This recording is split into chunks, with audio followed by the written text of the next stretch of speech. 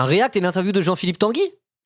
Ah, ça devrait vous plaire. Et oui, Jean-Philippe Tanguy, le monsieur budget du RN, une de mes imitations préférées.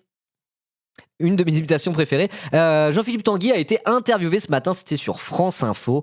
Ça va parler du budget. On va peut-être zapper un petit bout du budget pour regarder la suite de l'interview. Mais il était sur France Info ce matin et j'ai regardé des tout petits bouts. J'ai l'impression que les journalistes ont un tout petit peu posé les questions qui dérangent sur les bords. Un tout petit peu. Ça lui tentait un peu de lui mettre son nez dans son caca. Donc on va regarder, on va se délecter, sachant que j'aime beaucoup imiter Jean-Philippe Tanguy. Et généralement, les réacts à Jean-Philippe Tanguy, c'est toujours des moments où on rigole bien sur ce live-là. Voilà. Donc si vous regardez la VOD sur YouTube, n'hésitez pas à vous abonner à la chaîne, liker la vidéo, mettre la cloche, partager. Tout ça. Et si vous avez bien rigolé, mettez un petit commentaire en mode genre « Ah, j'ai bien aimé quand on a rigolé en se foutant de la gueule de Jean-Philippe Tanguy, le monsieur RN, le monsieur budget du Rassemblement National. » Voilà. Allez, c'est parti. Oula, c'est trop fort là, tu vas fermer ta gueule 5 minutes. Merci. Bonjour Jean-Philippe Tanguy. Bonjour. Merci d'être avec nous. Merci à vous. Ah non, j'ai imité la mauvaise personne. Bonjour Jean-Philippe Tanguy. Bonjour madame. Oh, bonjour Paul. Bonjour Agathe. Jean-Philippe Tanguy, on va parler de votre stratégie pour les municipales, de vos désolé, encombrants le son était trop amis fort, ou excusez-moi. ex-amis au Rassemblement National aussi. faisait Mais longtemps. d'abord, vous êtes présenté, vous allez nous dire ce que vous en pensez tout à l'heure, vous êtes présenté comme le monsieur...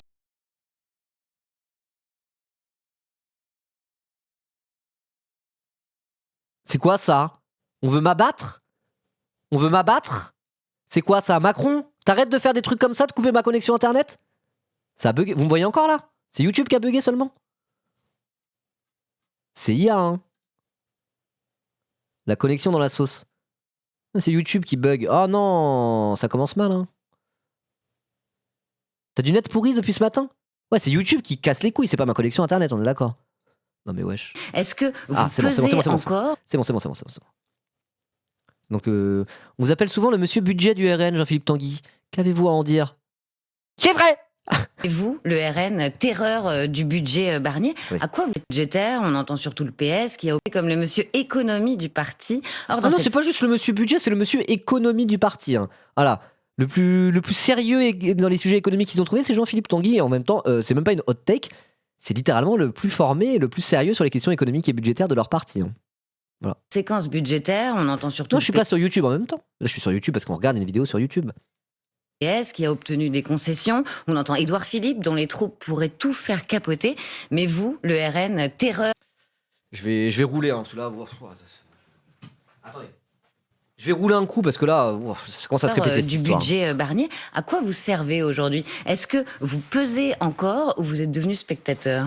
Non, mais pas du tout. Je pense que nous parlons essentiellement en fait des alertes du Rassemblement national, notamment sur les hausses d'impôts. C'est nous qui avons alerté et obtenu par exemple la suppression des 500 millions d'euros de hausse de taxes foncières qui étaient cachés à Bercy, que nous avons débusqué, dénoncé, puis fait annuler. J'espère qu'on va faire la même chose sur les 2 milliards de crédits carbone qu'on nous avons aussi débusqué la semaine dernière, qui vont entraîner une hausse très importante des carburants. Et puis ça permet aussi de montrer que ces certificats d'économie d'énergie, ne servent à rien, puisque nous avions demandé un rapport à la Cour des comptes en 2024, qui était passé à l'AS, qui montrait que ces 6 milliards d'euros de 8 milliards l'année prochaine ne servent à rien, sont détournés largement. Pour 100 euros pris aux Français, il y en a à peine 30% qui arrivent pour faire des vraies économies d'énergie, donc quand même un taux de fraude et d'inefficacité de 70%. J'arrive pas à suivre. Hein. Là, moi, je veux savoir la suite, parce que la suite, j'ai regardé les bandeaux un peu. Ça parle de David Rachlin, qui a démissionné du RN parce qu'il déjeunait avec des nazis. Ça parle des municipales, la stratégie du RN pour les municipales, ça m'intéresse. Ça parle de d'œuf sur Emmanuel Macron, le tweet de Jordan Bardella. Les présidentielles, Xavier Bertrand tacle le Jordan Bardella. Il y a plein de trucs qui m'intéressent, mais là, sur toute la partie budget, flemme. Là, vraiment, j'ai essayé d'écouter, j'étais en mode genre... Mais il y a beaucoup de gens qui se rincent là-dessus, parce qu'en fait, derrière, c'est quoi? C'est quand même des schémas de Ah oui, il corruption. porte une croix de Lorraine sur sa veste. Hein. Jean-Philippe Tanguy se réclame du général de Gaulle, alors qu'il est au Rassemblement National, ce qui est un petit peu... Alors lui, il est issu de la droite souverainiste, de chez Nicolas Dupont-Aignan. Quand tu regardes sa page Wikipédia, il détonne au RN. Hein. Il n'a pas une formation classique de facho du RN. Hein. C'est un petit peu différent. Mais bon, de toute façon, le résultat est le même. Aujourd'hui, il est au RN, il essaie de participer à leur légitimation, etc. C'est les schémas de conflit d'intérêts permanents. Les quoi? Les schémas? C'est quoi un schéma? C'est quel phonème ça en France? Qui pompent de l'argent des Français pour s'enrichir. Ça sert à quoi de voter des choses si à la fin on vote pas le budget? Ah, Ah bah ça, je vous fais pas dire. Mais qu'est-ce qu'on a voté en fait là? Je vois pas votre. Dans ce dont vous parlez, tous ces Ah bah non, on ces vote pas, députés justement. qui parlent entre eux, et puis à la fin on voit notre jeu entre l'Assemblée et le Sénat, les gens nous en c'est le che allemand. Che. Il y a le che et le che en Allemagne. Il y a Kirche et Kirche. C'est 2 mots différents. Il y a l'église et la cerise. Ah mais nous moi en depuis parle le début. beaucoup. Enfin, Bruno, Glottophobie, alors oui, je fais de la glottophobie avec Jean-Philippe Tanguy. Mais je suis imitateur politique. Bon sang, bon sang, je suis imitateur politique, bon sang. Nicolas Canteloup, Laurent Gérard, ils font des cheveux sur la langue pour imiter. Quand j'imite Eric Ciotti, c'est de la glottophobie. Bon bah quand j'imite Jean-Philippe Tanguy, je fais des cheveux sur la langue. C'est comme ça va. Oui, c'est un peu glottophobe, mais c'est dans le cadre de l'imitation politique et une grande tradition française. Ça va. depuis ça le va. début du Rassemblement national, on dit Donc, qu'à je veux dire, il en a rien à foutre, hein, Jean-Philippe Tanguy. Il est au-dessus de ça, hein. Le gars, il est monsieur budget du Rassemblement national. Sa strat, c'est de finir ministre de l'économie de Marine Le Pen ou de Jordan Bardella, quand même, hein, à la base, hein, Jean-Philippe Tanguy. Il ambitionne à peut-être être ministre un jour. Donc je veux dire qu'il y a un guignolos qui, devant 1500 viewers sur Twitch, se fout de la gueule de son cheveu sur la langue. Je pense qu'il en a vu. Il est habitué à ça et qu'il prend ça avec mépris et. Ça va pas le faire chouiner, hein, je veux dire. Je pense pas que là, il va être blessé s'il voit que je l'imite en faisant un cheveu sur la langue. Je pense qu'il s'en bat les couilles, personnellement. Donc ça va, c'est de la glottophobie qui est relativement inoffensive. Hein, voilà. stratégie de M. Lecornu, qui a l'air très sympathique, est une stratégie de diversion. Et qu'en fait, à partir du moment où les républicains de M. Wauquiez de Retailleau et les Après, ça dépend. Il y a des accents que j'imiterai pas, c'est pour faire des imitations, quoi. Voilà. Quelqu'un qui a un accent, je sais pas, un accent camerounais, je vais pas m'amuser à faire son accent à la Michel Leb ou quoi que ce soit. Mais là, on parle de Jean-Philippe Tanguy qui a un cheveu sur la langue. Ça va, on peut l'imiter comme ça quand même. Oh là là. socialistes n'ont pas censuré M. Lecornu, il a pu déposer un budget, et une fois que ce budget est déposé, on arrive lentement et sûrement, par l'épuisement du Parlement, parce qu'il n'y a pas de majorité en fait, et ils font semblant, à soit des ordonnances, soit une loi spéciale, et on repartira encore Est-ce que vous aussi sur vous un êtes dans la cycle lassitude? interminable. Non, mais moi j'éprouve pas de lassitude, par contre Mais c'est dit que t'éprouves de la lassitude. Moi, j'éprouve de la lassitude, hein. Dis-le, je suis sûr qu'il éprouve de la lassitude. Tout ça ne mène à rien. Ça aurait dû être censuré dès le début. En plus, là, le RN pourrait dire, mais nous, on a censuré le gouvernement Lecornu 2 dès le début. C'est le PS qui a décidé d'aller à la, comment on dit, d'aller à la soupe. Je sais plus, c'est quoi l'expression. Donc nous, maintenant, on joue le jeu budgétaire, on vote nos amendements, mais tout ça ne mène nulle part. Qu'on censure et qu'on retourne aux urnes une bonne fois pour toutes. Il devrait juste dire ça et pas s'embêter à dire oui, mais je vais voter ci et ça, et on s'en bat les couilles en fait. peur que les Françaises et les Français, qui ont des vies extrêmement difficiles, des occupations très importantes, eux... Et sur la liste Ribon dans la sauce, tu vas voir quand il sera ministre. C'est l'esprit Charlie. Wesh, on n'a pas le droit de faire l'esprit Charlie. Le droit de caricature en France, c'est légal. Donc ça, je suis blanc en plus, ça va. Hein. disent que le Parlement ne sert à rien et de guerre lasse Je suis blanc, j'ai le droit, non? puisse accepter ou en tout cas tolérer un budget qui va créer 19 milliards d'impôts et qui continue d'augmenter la dépense. D'ailleurs, Vous dites, Jean-Philippe Tanguy, pardon, mais qu'on retient vos alertes sur les hausses d'impôts, mais ce que l'on oui. retient aussi, c'est que les macronistes et la droite n'ont cessé de vous accuser d'avoir augmenté les impôts de 34 milliards d'euros. mais oui, mais c'est complètement faux. Enfin, je veux dire, c'est quand même hallucinant que ce genre d'informations puisse circuler. Attends, mais je viens de capter, on a déjà fait un react mardi à Marine Le Pen. Face à Apolline de Malherbe. Ça se répète un peu cette histoire. Ouais, Hein. La Il y a taxe un sur les seul budget. multinationales, Mais c'est pas des taxes. l'impôt sur la fortune Oui, improductive, oui, la vous taxe sur les reprenez le truc. superdividendes. C'est pas une taxe. Il y a un dispositif de lutte contre la fraude fiscale. La fraude fiscale de ces multinationales est de 26 milliards. Donc moi j'aimerais bien qu'on arrive à éliminer toute la fraude fiscale des multinationales.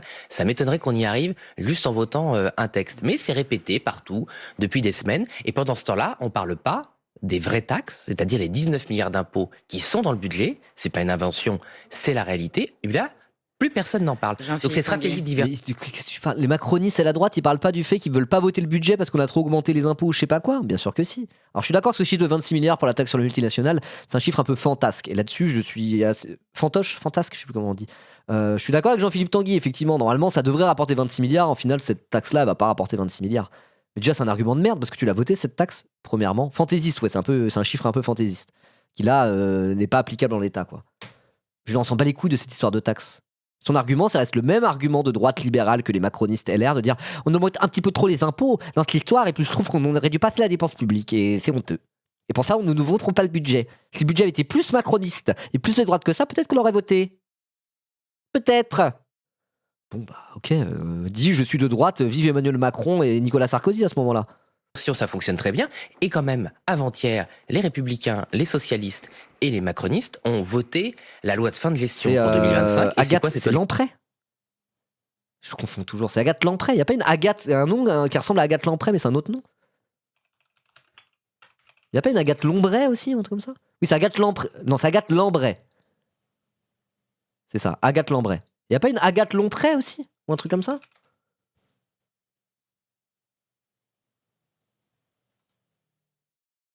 Je confonds avec quelqu'un d'autre? Non, il y a Émeric Lomprey, mais y a pas une autre Agathe quelque chose? Meuf de la télé ou je sais plus quoi? Je dois confondre totalement. Euphilingue, non, c'est pas ça. C'est Agathe Lambray, c'est bien ça. Et oui, c'est la meuf de Duhamel en l'occurrence. Effectivement. Genre, elle est à la matinale de France Info, il y a Duhamel à la matinale de France Inter. Auproux, je confonds avec Agathe Auproux. C'est à elle que je pensais, Agathe Auproux. Lamprey, Auproux. Si, il y a un truc en commun un peu. Voilà, c'est pour ça que bon, bref, ouais, donc c'est Agathe Lambray. Lambray? Non, Lambray. Et oui, c'est la meuf de Duhamel, donc du coup, les deux sont à une matinale, donc ça va être marrant. Déjà, ils ont fini leur journée relativement tôt, mais ils se lèvent extrêmement tôt pour faire les matinales. Donc c'est vraiment bête. Après, ils vont bouffer le midi quand ils ont fini leur matinale, ils se racontent leur journée en mode attends, tu veux Kiki, Agathe, toi? Tanguy, ah ouais, moi ce matin j'avais fort. En vrai, leur déjeuner débrief après avoir interviewé les politiques, sachant qu'ils sont chacun dans une matinale, ça doit être un banger un peu. Hein. Ils doivent kiffer. Hein. Fin de question. Ils doivent Ah bah kiffer c'est leur 24 life. milliards de hausse d'impôts. Premier degré, ils doivent kiffer leur Et life. ça, c'est passé crème. Ça n'intéressait personne. C'est hallucinant. Voilà, c'est passé complètement sous la vague que les LR et le j'ai pas gouvernement compris, c'était une blague. Ok, pardon. ont acté qu'en 2025, ils ont encore augmenté les impôts de 24 milliards et augmenté les dépenses de 12 Alors, milliards. vous n'êtes pas Alors d'accord. ça, Vous voilà, n'êtes ça pas fait pas d'accord la une. avec eux. En tout cas, il y C'est a pas que je suis pas d'accord, Amélie c'est de Montchalin. hallucinant cette Ces gens qui bouffent politique et boulot H24, la flemme d'avoir cette vie. Moi j'ai un peu cette vie, j'aime bien. désinformation sur le budget. Amélie de Montchalin, ministre du Budget, rappelle qu'en l'absence du budget de la Sécu voté pour 2026, le déficit de la sécurité sociale atteindrait 29 milliards d'euros et elle Beau met bilan. en garde les députés. On l'écoute, c'était sur France Inter hier. Ce que je peux vous dire, c'est que Dégage, mon chalin! pourquoi on prendrait des décrets Vous avez la ref? Vous avez la ref? et pourquoi on serait obligé de les prendre, c'est s'il n'y a pas de budget. S'il n'y a pas de budget, je peux pas vous dire, vous voyez, les franchises, il n'y en aura jamais. Il y aura Elles pas de seront budget. jamais doublées. Voilà, donc le gouvernement pourrait être contraint, dit-elle, de doubler par décret les plafonds des franchises médicales. C'est ça que vous voulez? Ah mais déjà, c'est déjà par décret le doublement des franchises médicales. Donc, Madame Montchalin essaie de mettre sur le dos du Parlement la responsabilité qui est la sienne. Le déficit que Madame de Montchalin annonce, c'est pas le déficit qui tombe du ciel, c'est le déficit d'un gouvernement auquel elle participe et les ministres des comptes publics. Mais vous voulez pas le changer, ce déficit, Mais en votant un budget Mais ils justement ont qui corrige refusé- la Ils trajectoire? ont refusé, Madame Lambray, toutes les baisses de dépenses que Je crois qu'on va passer la partie a budget, ça me proposées, aussi fatigue, bien je- sur le j'ai rien à dire, PLFSS hein. que sur le PLF. Pourquoi? Parce que au lieu de s'attaquer aux retraités, aux allocations familiales ou à la santé des gens, nous on s'attaque au guichet social de l'immigration, au coût de l'immigration. Ça, ils veulent pas s'y attaquer. 16 à 18 Ils veulent milliards. pas s'y à côté parce que ça rapporte pas d'argent de stopper l'immigration. C'est des conneries, ça. C'est des conneries. C'est complètement con. Je sais pas d'où il sort ce chiffre de mon cul de. On pourrait économiser 16 milliards s'il y avait moins d'immigration. C'est quoi le coût de l'immigration en France par rapport à l'immigration sur l'exercice comptable d'une année? Faudrait faire quoi pour réduire l'immigration? Embaucher des polices aux frontières, construire des murailles et des trucs comme ça coûte de l'argent, ça aussi, monsieur Tanguy. Allez, allons bon. Vraiment, c'est des one-trick ponies en mode. Et l'immigration? Pourquoi ils veulent pas baisser l'immigration, les macronistes? Ils veulent baisser l'immigration, déjà, premièrement, les macronistes. Deuxièmement, la politique migratoire d'un pays n'est pas un ajustement comptable lors de discussions budgétaires. C'est faux.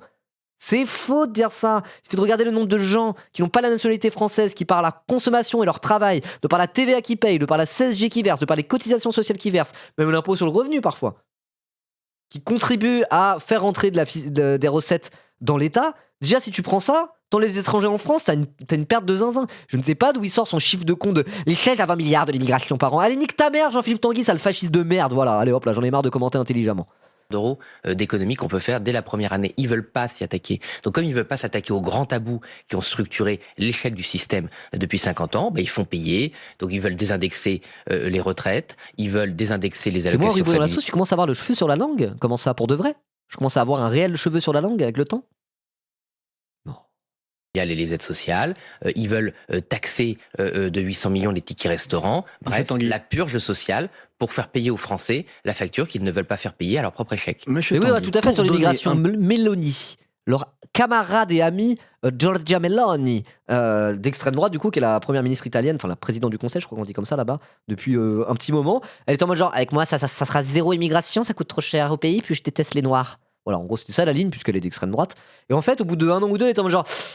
Ah, en fait, non, l'immigration, non, c'est pratique parce que ça apporte des travailleurs, en fait. Et du coup, ça rapporte de l'argent à l'Italie, en fait. C'est plus une bonne chose qu'une mauvaise chose économiquement. Donc, en fait, l'immigration, non, on va pas trop la stopper finalement. Voilà, on a un exemple typique dans un pays européen où l'extrême droite au pouvoir, au final, ils sont en mode genre ah non, en fait, ça économise pas d'argent de stopper l'immigration, donc en fait, on va pas stopper spécialement l'immigration. Alors que normalement, l'appréciation de la politique migratoire d'un pays ou quoi que ce soit, c'est ce que j'ai dit tout à l'heure, c'est pas une histoire de bilan comptable et budgétaire, quoi. C'est une question d'humanité. Est-ce que tu accueilles des gens qui traversent la mer au risque de leur vie pour les accueillir et les intégrer économiquement et pas que économiquement dans un pays? Ou est-ce que tu décides de comporter comme un petit fasciste en full Europe forteresse de je sais pas quoi? C'est ça la question. C'est ça qui doit censé décider de la politique migratoire d'un État ou quoi que ce soit. Genre.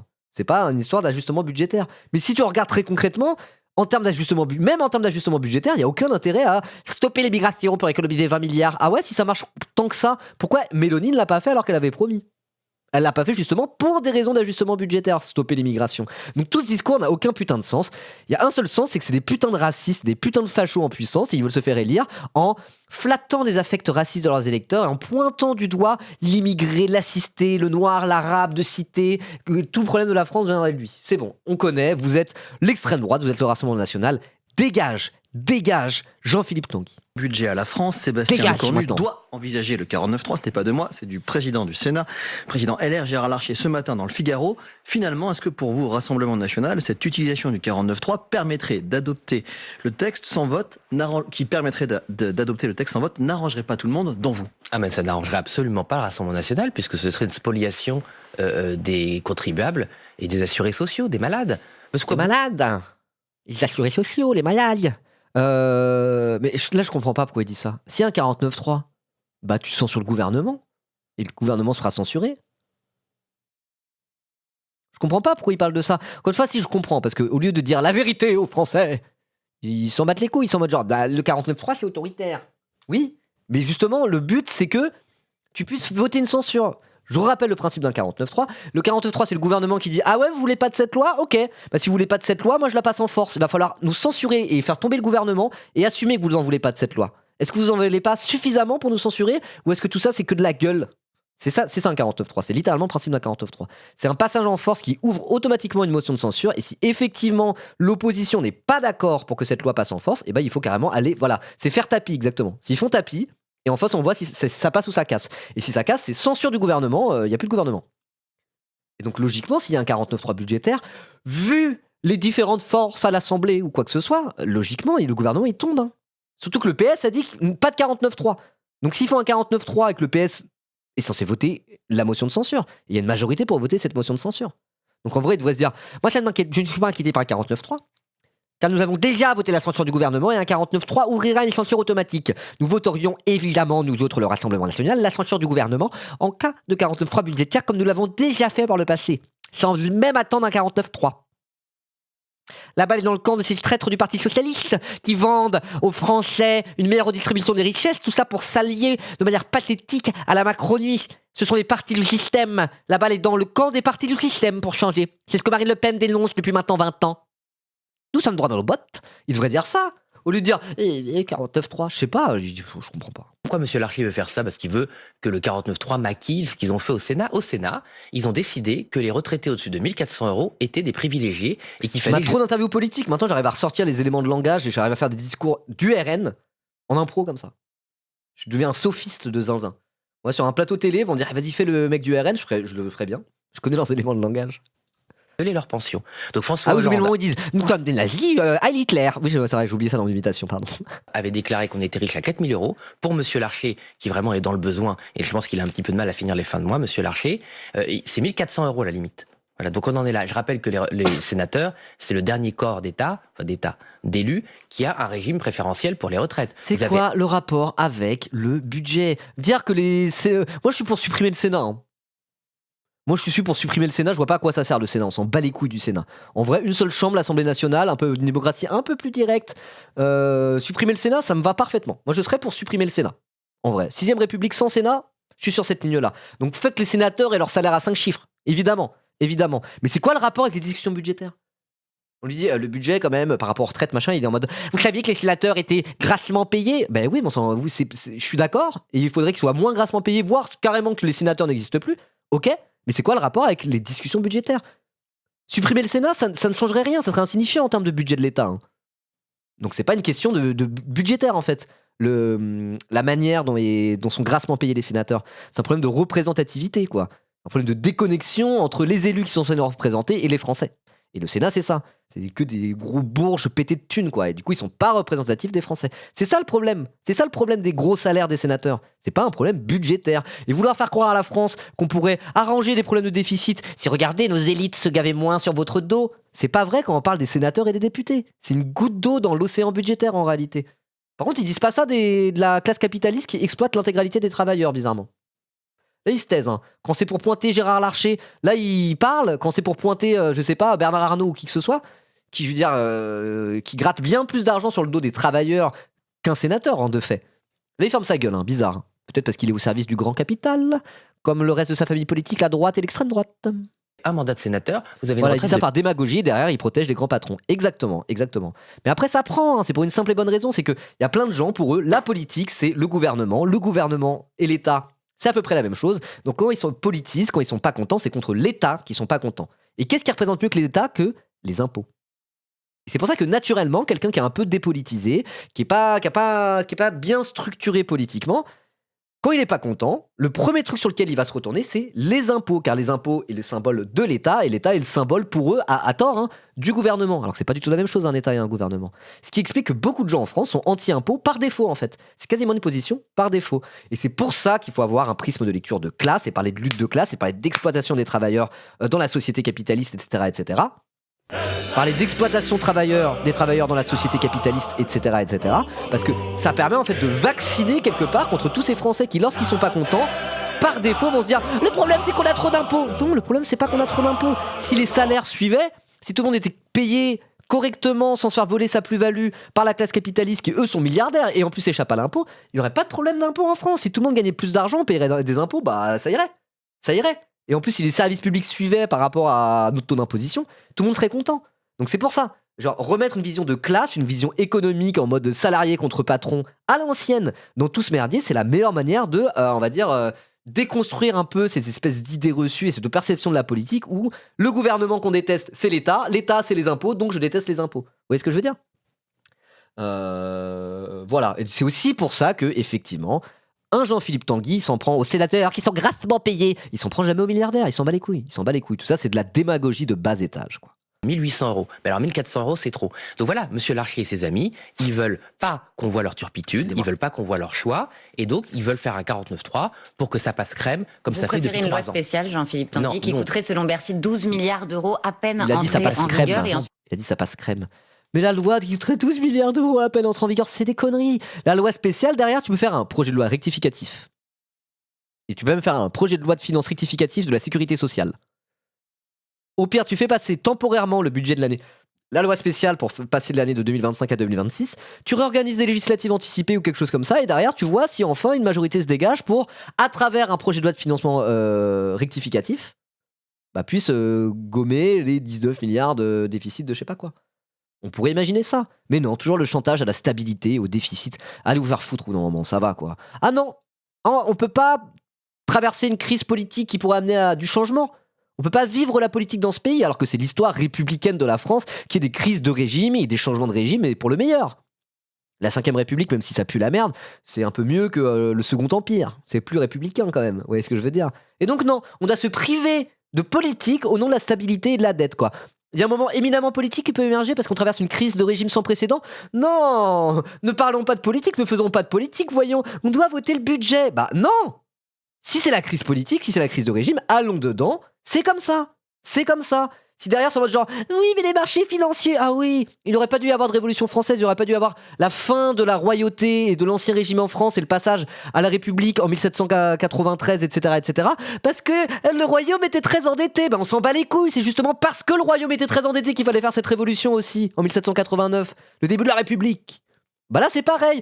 Oh non, la France est endettée, du coup on doit rien changer parce que les marchés financiers nous tiennent par les couilles. Mais non, au contraire, traversons cette crise de régime, allons au fond du truc, parce que il y a des problèmes budgétaires, il y a des problèmes de financement, il y a des problèmes de dette, de déficit, de marché financier, tout ce que vous voulez. Ils prennent le truc à l'envers. Arrêtez de nous foutre cette douille de la stabilité budgétaire et des marchés financiers en permanence. Ça pousse à l'inaction et à la dépolitisation de la politique. Et moi je trouve ça absolument insupportable.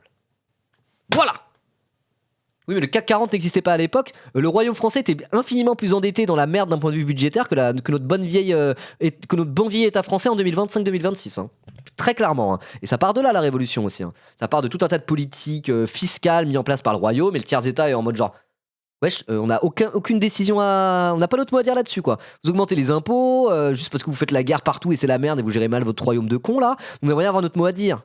Nous, le tiers-État, et du coup, après, il y a eu les États généraux qui ont été convoqués par Louis XVI, et tout ça à partir d'une espèce de révolte fiscale structurée par un endettement massif du royaume de Louis XVI, a mené à la Révolution française, littéralement. Et là, ils sont en mode genre, ah non, les trucs budgétaires et fiscaux, non. Faut pas que ça mène à un moment potentiellement révolutionnaire ou quoi que ce soit. C'est littéralement l'histoire de France systématiquement, les moments comme ça. Le passage d'un régime à un autre, à l'origine de notre République française. Donc ils se gargarisent d'être des grands républicains la longueur de journée, mais à l'origine de la République, il y a justement une révolution sur fond de problèmes budgétaires. Et là, ils sont en mode « Ah non, il y a les problèmes budgétaires, du coup, on parle pas de politique. » Vous êtes des républicains en carton, voilà. Plus d'1 milliard de plus par mois. Franchement, enfin, moi, je veux bien. Vous croyez pas à ce que dit Bercy? Mais bien sûr que non, j'y crois pas, parce que c'est faux. Ça va rien faire, une loi spéciale, ça n'aura pas d'effet. Mais une loi spéciale, par définition, ça fait des économies. C'est quoi ces 12 milliards d'euros? Et ça va empêcher des hausses de crédit, par exemple, pour l'hôpital. Oui, donc ça fait des économies. Non, l'hôpital, c'est pas des hausses de crédit. L'hôpital, il n'est pas défini par la loi spéciale. Il n'est pas défini par la loi spéciale, Madame Lambray, mais c'est pas grave. Mais ces 12 milliards d'euros, c'est encore un chiffre bidon qui circule depuis 1 an sans que personne ne vérifie rien. C'est quoi ces 12 milliards d'euros? En fait, quand j'interroge Madame Montchalin, elle a pas pu spolier les gens l'année dernière. Comme on n'a pas pu, grâce au Rassemblement national, on a bloqué le gel des pensions de retraite, ils estiment qu'ils ont perdu de l'argent. Donc les Français ont gagné de l'argent. Madame de Montchalin en a parlé. On a perdu, pardon. C'est ça la vision de l'économie de Madame de Montchalin, c'est que si elle n'arrive pas à piquer toujours plus d'argent aux Françaises et aux Français, toujours plus de prestations sociales, elle pense qu'elle fait pas d'économie. Donc faire des économies, c'est réduire le train de vie de l'État, c'est baisser la bureaucratie, c'est lutter. Le train de vie de l'État et la bureaucratie, ça pèse pour combien? Parce que là, il parle de ça. Combien tu comptes économiser sur la réduction du train de vie de l'État et par quelle manière? Combien de postes de maire tu supprimes pour gratter quelques milliers d'euros? Dis-le très concrètement. Là, c'est vraiment des éléments de langage, de la démagogie de bas étage. Ça prend 30 secondes d'expliquer pourquoi le train de vie de l'État, ça pèse rien dans le budget. Non mais pitié, quoi. Contre les grands tabous, c'est pas donner, comme l'a fait hier le Sénat, 30 milliards d'euros à l'Union européenne, mais là, pour ça, il faut du courage. Il ne faut pas juste passer sur France Inter pour insulter les Françaises et les Français et les prendre pour des imbéciles qu'ils ne sont pas. Et d'ailleurs, au terme de cette petite séquence de mensonges d'État relayés partout sur le budget, jamais le Rassemblement national n'a été aussi fort dans les sondages et on gagne au second tour pour le moment dans toutes les configurations. Et on parlera de votre stratégie politique après. Ce qui montre bien que poser des questions aussi, démocratie, oui, il n'y a pas de problème. Que dans notre démocratie, les Françaises et les Français... Il n'y a pas de problème. Rappelle que c'est écrit dans le programme noir sur blanc du Rassemblement national qu'ils veulent privatiser intégralement l'audiovisuel public et supprimer le France Télévisions et le service public audiovisuel. Hein, dans son intégralité. Donc là, en mode genre, il n'y a pas de souci, vous pouvez me poser des questions. Par contre, si on est au pouvoir, vous allez perdre votre poste. Hein. Nous, on va se privatiser tout ça, il n'y aura plus les journalistes, les gratte papier de merde comme ça. Hein. On placera nos propres agents directement envoyés par Bolloré. Hein. Bon, allons bon. Je me retrouve à défendre Agathe Lambray et Laroutourou. Tellement c'est des connards en face, j'en ai marre de ça. Informe, voit la vérité et que les petites magouilles de Monsieur Wauquiez et du non, pas toutes les chaînes, mais en tout cas, il parle de privatiser l'audiovisuel public, quoi. Ça c'est clair. Gouvernement, elle se voit. Et la vérité, justement, s'agissant de l'entourage du Rassemblement national, c'est la question que l'on se pose aussi aujourd'hui, parce que David Rachline, proche de Marine Le Pen et Jordan Bardella, visé par des enquêtes judiciaires, a annoncé sa démission de son poste de vice-président du RN mardi, quelques heures plus tôt. Ok, on arrive au croustillant. Là, ça va être en mode genre, alors, monsieur Tanguy, vous êtes nazi, vous, ou pas? Parce qu'il y a des nazis dans votre parti, hein. Là, ça va être ça. Ok, là, on arrive dans le moment croustillant, j'en ai marre de parler du budget en permanence. Et là, c'est parti, on va parler d'autres sujets. Avait dit ne plus souhaiter qu'il soit vice-président. Pourquoi il était devenu trop encombrant, David Rachline?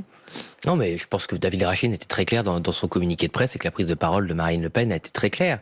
Donc, vous savez, moi, je suis arrivé... Pardon, ça a été très clair, la prise de parole de Marine Le Pen. On a fait un réact à Marine Le Pen sur BFM TV mardi, avant-hier. On lui a posé sur les trucs de David Rachline, elle avait dit voilà, on verra ce qu'il fait. Voilà. Vous avez dit que je n'aimais pas les Arabes? Mon père est nazi. Voilà, c'était ça en gros. Hein. C'était ça Marine Le Pen, elle a pas du tout été claire. Hein. Elle savait pas s'il allait démissionner ou pas. Entre deux, ça fait du damage control et ils ont dit David Rachline, tu démissionnes maintenant, tu nous fous dans la merde, on a marre, t'es trop nazi pour nous. T'es trop ouvertement nazi pour nous. Sois nazi plus discrètement. On te l'a déjà dit 10 fois, David. On te l'a dit 50 fois. Tu peux être nazi, mais tu restes discret. Qu'est-ce que tu vas déjeuner avec des néo-nazis, là? Eh ben, t'es viré. On t'avait dit d'être plus discret. Voilà, c'est littéralement ça qui s'est passé. Hein. Au Rassemblement national. En 2020. Donc moi, si vous voulez, j'ai quand même du respect pour des gens qui ont construit ce parti. Monsieur Rachlin a été un des premiers maires du Rassemblement National. Donc le fait qu'il soit néo-nazi, tu le respectes quand même malgré tout. Mais est-ce que Agathe Lambray peut lui rappeler un peu ce qu'il lui reprochait à David Rachlin ? Il a été dîné avec Frédéric Chatillon, nazi historique de France, qui est encore lié. Il y a encore eu un article de Libé qui est sorti sur les liens économiques entre Frédéric Chatillon et le RN. On en reparlera probablement à un autre moment. Et un mec qui est ouvertement nazi. Un mec qui a des tatouages du Troisième Reich, qui fait des blagues nazies tout le temps. Et un mec qui est mafieux, condamné pour organisation de malfaiteurs, je sais pas quoi. Le mec dîne avec des nazis, littéralement. Des gens qui sont ouvertement nazis, quoi. Ça va. Premier sénateur. Et c'est il est en mode genre, mais quand même, malgré tout, David Rachlin a été un grand homme pour le Rassemblement National et j'aimerais lui apporter mon soutien et mon respect. Allez. De donner des brevets. Voilà, la photo, ils la mettent. Donc David Rachlin, c'est lui, c'est ce chauve-là. Attention, il y a deux chauves. Lui, c'est David Rachlin. Là, c'est le fameux Frédéric Chatillon qui a encore et toujours des liens économiques avec le Rassemblement National, qui était président du micro-parti de Marine Le Pen pendant très longtemps et qu'il était à la tête de e-politique et Riwal, de boîtes de communication qui travaillaient exclusivement pour les campagnes du Rassemblement National. Ancien président du GUD, néo-nazi notoire. Il y en a un des deux, je sais plus qui c'est, qui est encore plus nazi que Frédéric Chatillon. Qui a littéralement des tatouages du Troisième Reich. Voilà, c'est un des deux. Je crois que c'est lui, l'autre nazi. Donc lui, c'est maire RN de Fréjus, authentique néo-nazi, authentique nazi, même pas néo, alors lui, c'est nazi tout court. Et lui, c'est un mafioso qui a été multi-condamné pour des trucs de grand banditisme. Voilà. Pas mal, hein ? Non, c'est pas Batskin. Batskin, c'est Serge Ayoub. Non, c'est pas ça. Mais on est dans le même lore. Hein. On est dans le même lore de gens qui sont des nazis, quoi. Voilà.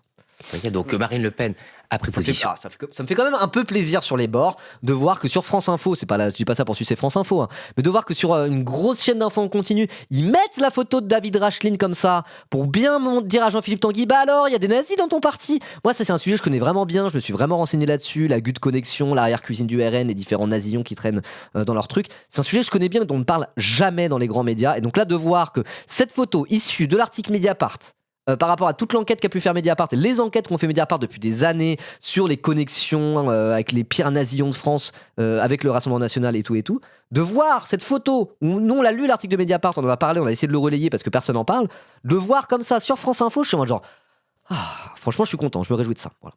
Jordan Bardella a pris position, David Ça c'est pas ça qui va arrêter le RN pour autant, hein, mais bon, ouais, quand même, je suis content. Cette photo c'est une miniature de notre chaîne YouTube, hein. Je l'ai mis en miniature, attendez je vous montre. 2 secondes. Là, ils ont mis la photo en wallpaper, moi ça me fait un peu plaisir. Une petite seconde, je recherche la minia. Attends, je vais mettre la minia directement sans aller sur YouTube, ça sera plus simple. Dans mon dossier, VOD, miniature, j'ai plein de miniatures. Toutes ces miniatures. Attendez, hop là. Sûr qu'on voit pas mon nom ou quoi que ce soit. C'est bon. Ouais, toutes les miniatures que j'ai faites depuis le lancement de la chaîne. 102 miniatures j'ai fait. C'est beaucoup de travail. Donc c'est laquelle ? C'est celle-là ? Non, c'est pas celle-là. Elle est où ?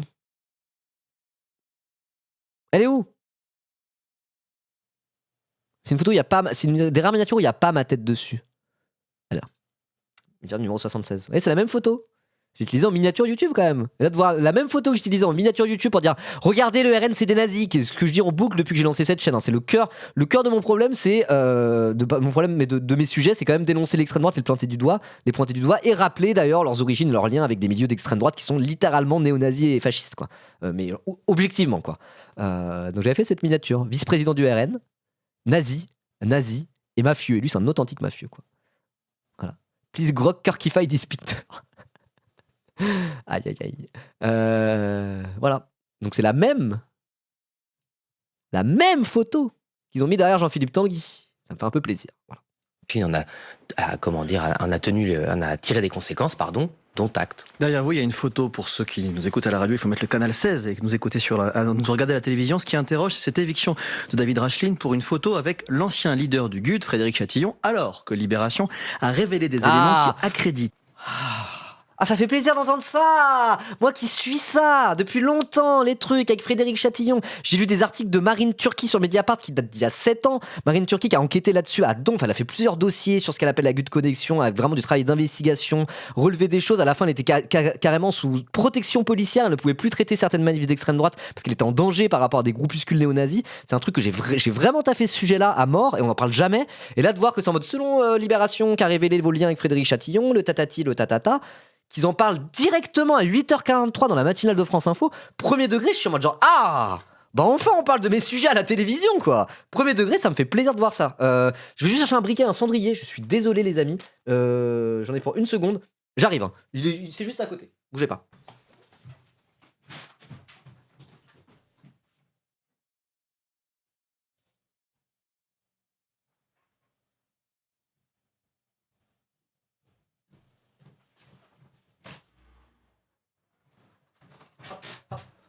Donc j'en parlais de l'article de Libération tout à l'heure qui est sorti, que je n'ai pas lu, mais bon, c'est des trucs que je connais très très bien. Donc voilà, c'est bon, il va expliquer. Il va expliquer. Vous entendez pas un camion là? Vous l'entendez le camion quand je parle? Ah, ça me gêne. Attendez, je vais refermer la fenêtre.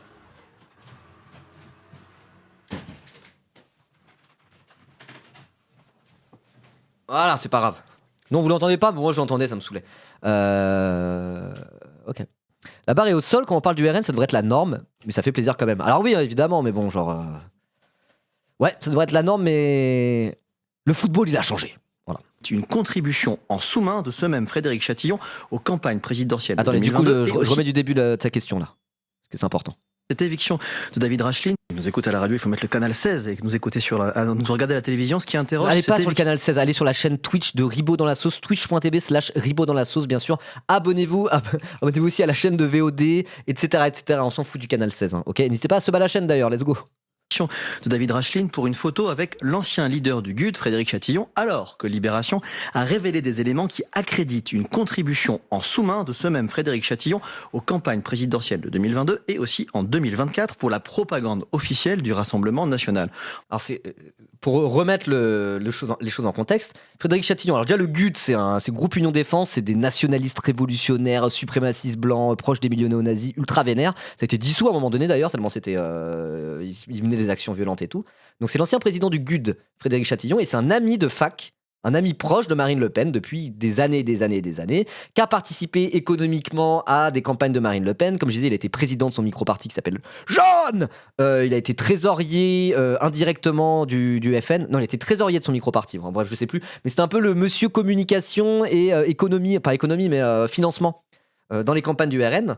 Et ça fait des années que Marine Le Pen dit « Mais je n'ai plus rien à voir avec monsieur Chatillon, vous me fatiguez avec ça. Je n'ai plus aucun lien avec tous ces gens-là. Ça fait longtemps qu'on ne travaille plus avec lui, vous me cassez la tête avec vos histoires. » Et qu'est-ce qui se passe? On découvre que l'année dernière, en 2024 pour les législatives, c'est toujours la même chose. C'est toujours Frédéric Chatillon et son copain Axel Lousteau, qui est tout aussi nazi que lui, qui se chargent de faire la communication et le financement des campagnes du Rassemblement national en travaillant sur leur, je cite, matériel de propagande officiel. Quand on dit matériel de propagande, c'est le nom officiel justement pour parler des tracts, des affiches, etc.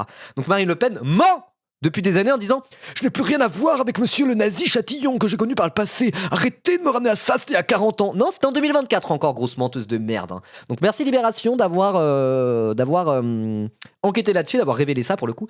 C'est vraiment cool, je vais redire ce que je dis à chaque fois sur Libération. Autant Libé, il y a plein de trucs sur leur ligne éditoriale... on souffle très fort. Autant le travail qu'ils font sur l'extrême droite, je n'ai rien à dire sur le travail que fait Libé sur l'extrême droite, ils sont très bien par rapport à ça. Voilà. Et donc je crois que c'était un article de 3 journalistes de Libé différents, ils ont toute la Dream Team extrême droite de Libération, donc le fameux duo iconique Maxime Massier et Pierre Plotu, mais il y avait aussi Nicolas Massol de Libération qui a bossé sur cette enquête avec eux, et c'est 3 personnes qui travaillent exclusivement sur l'extrême droite à Libération, et pour ça, c'est bien. Voilà.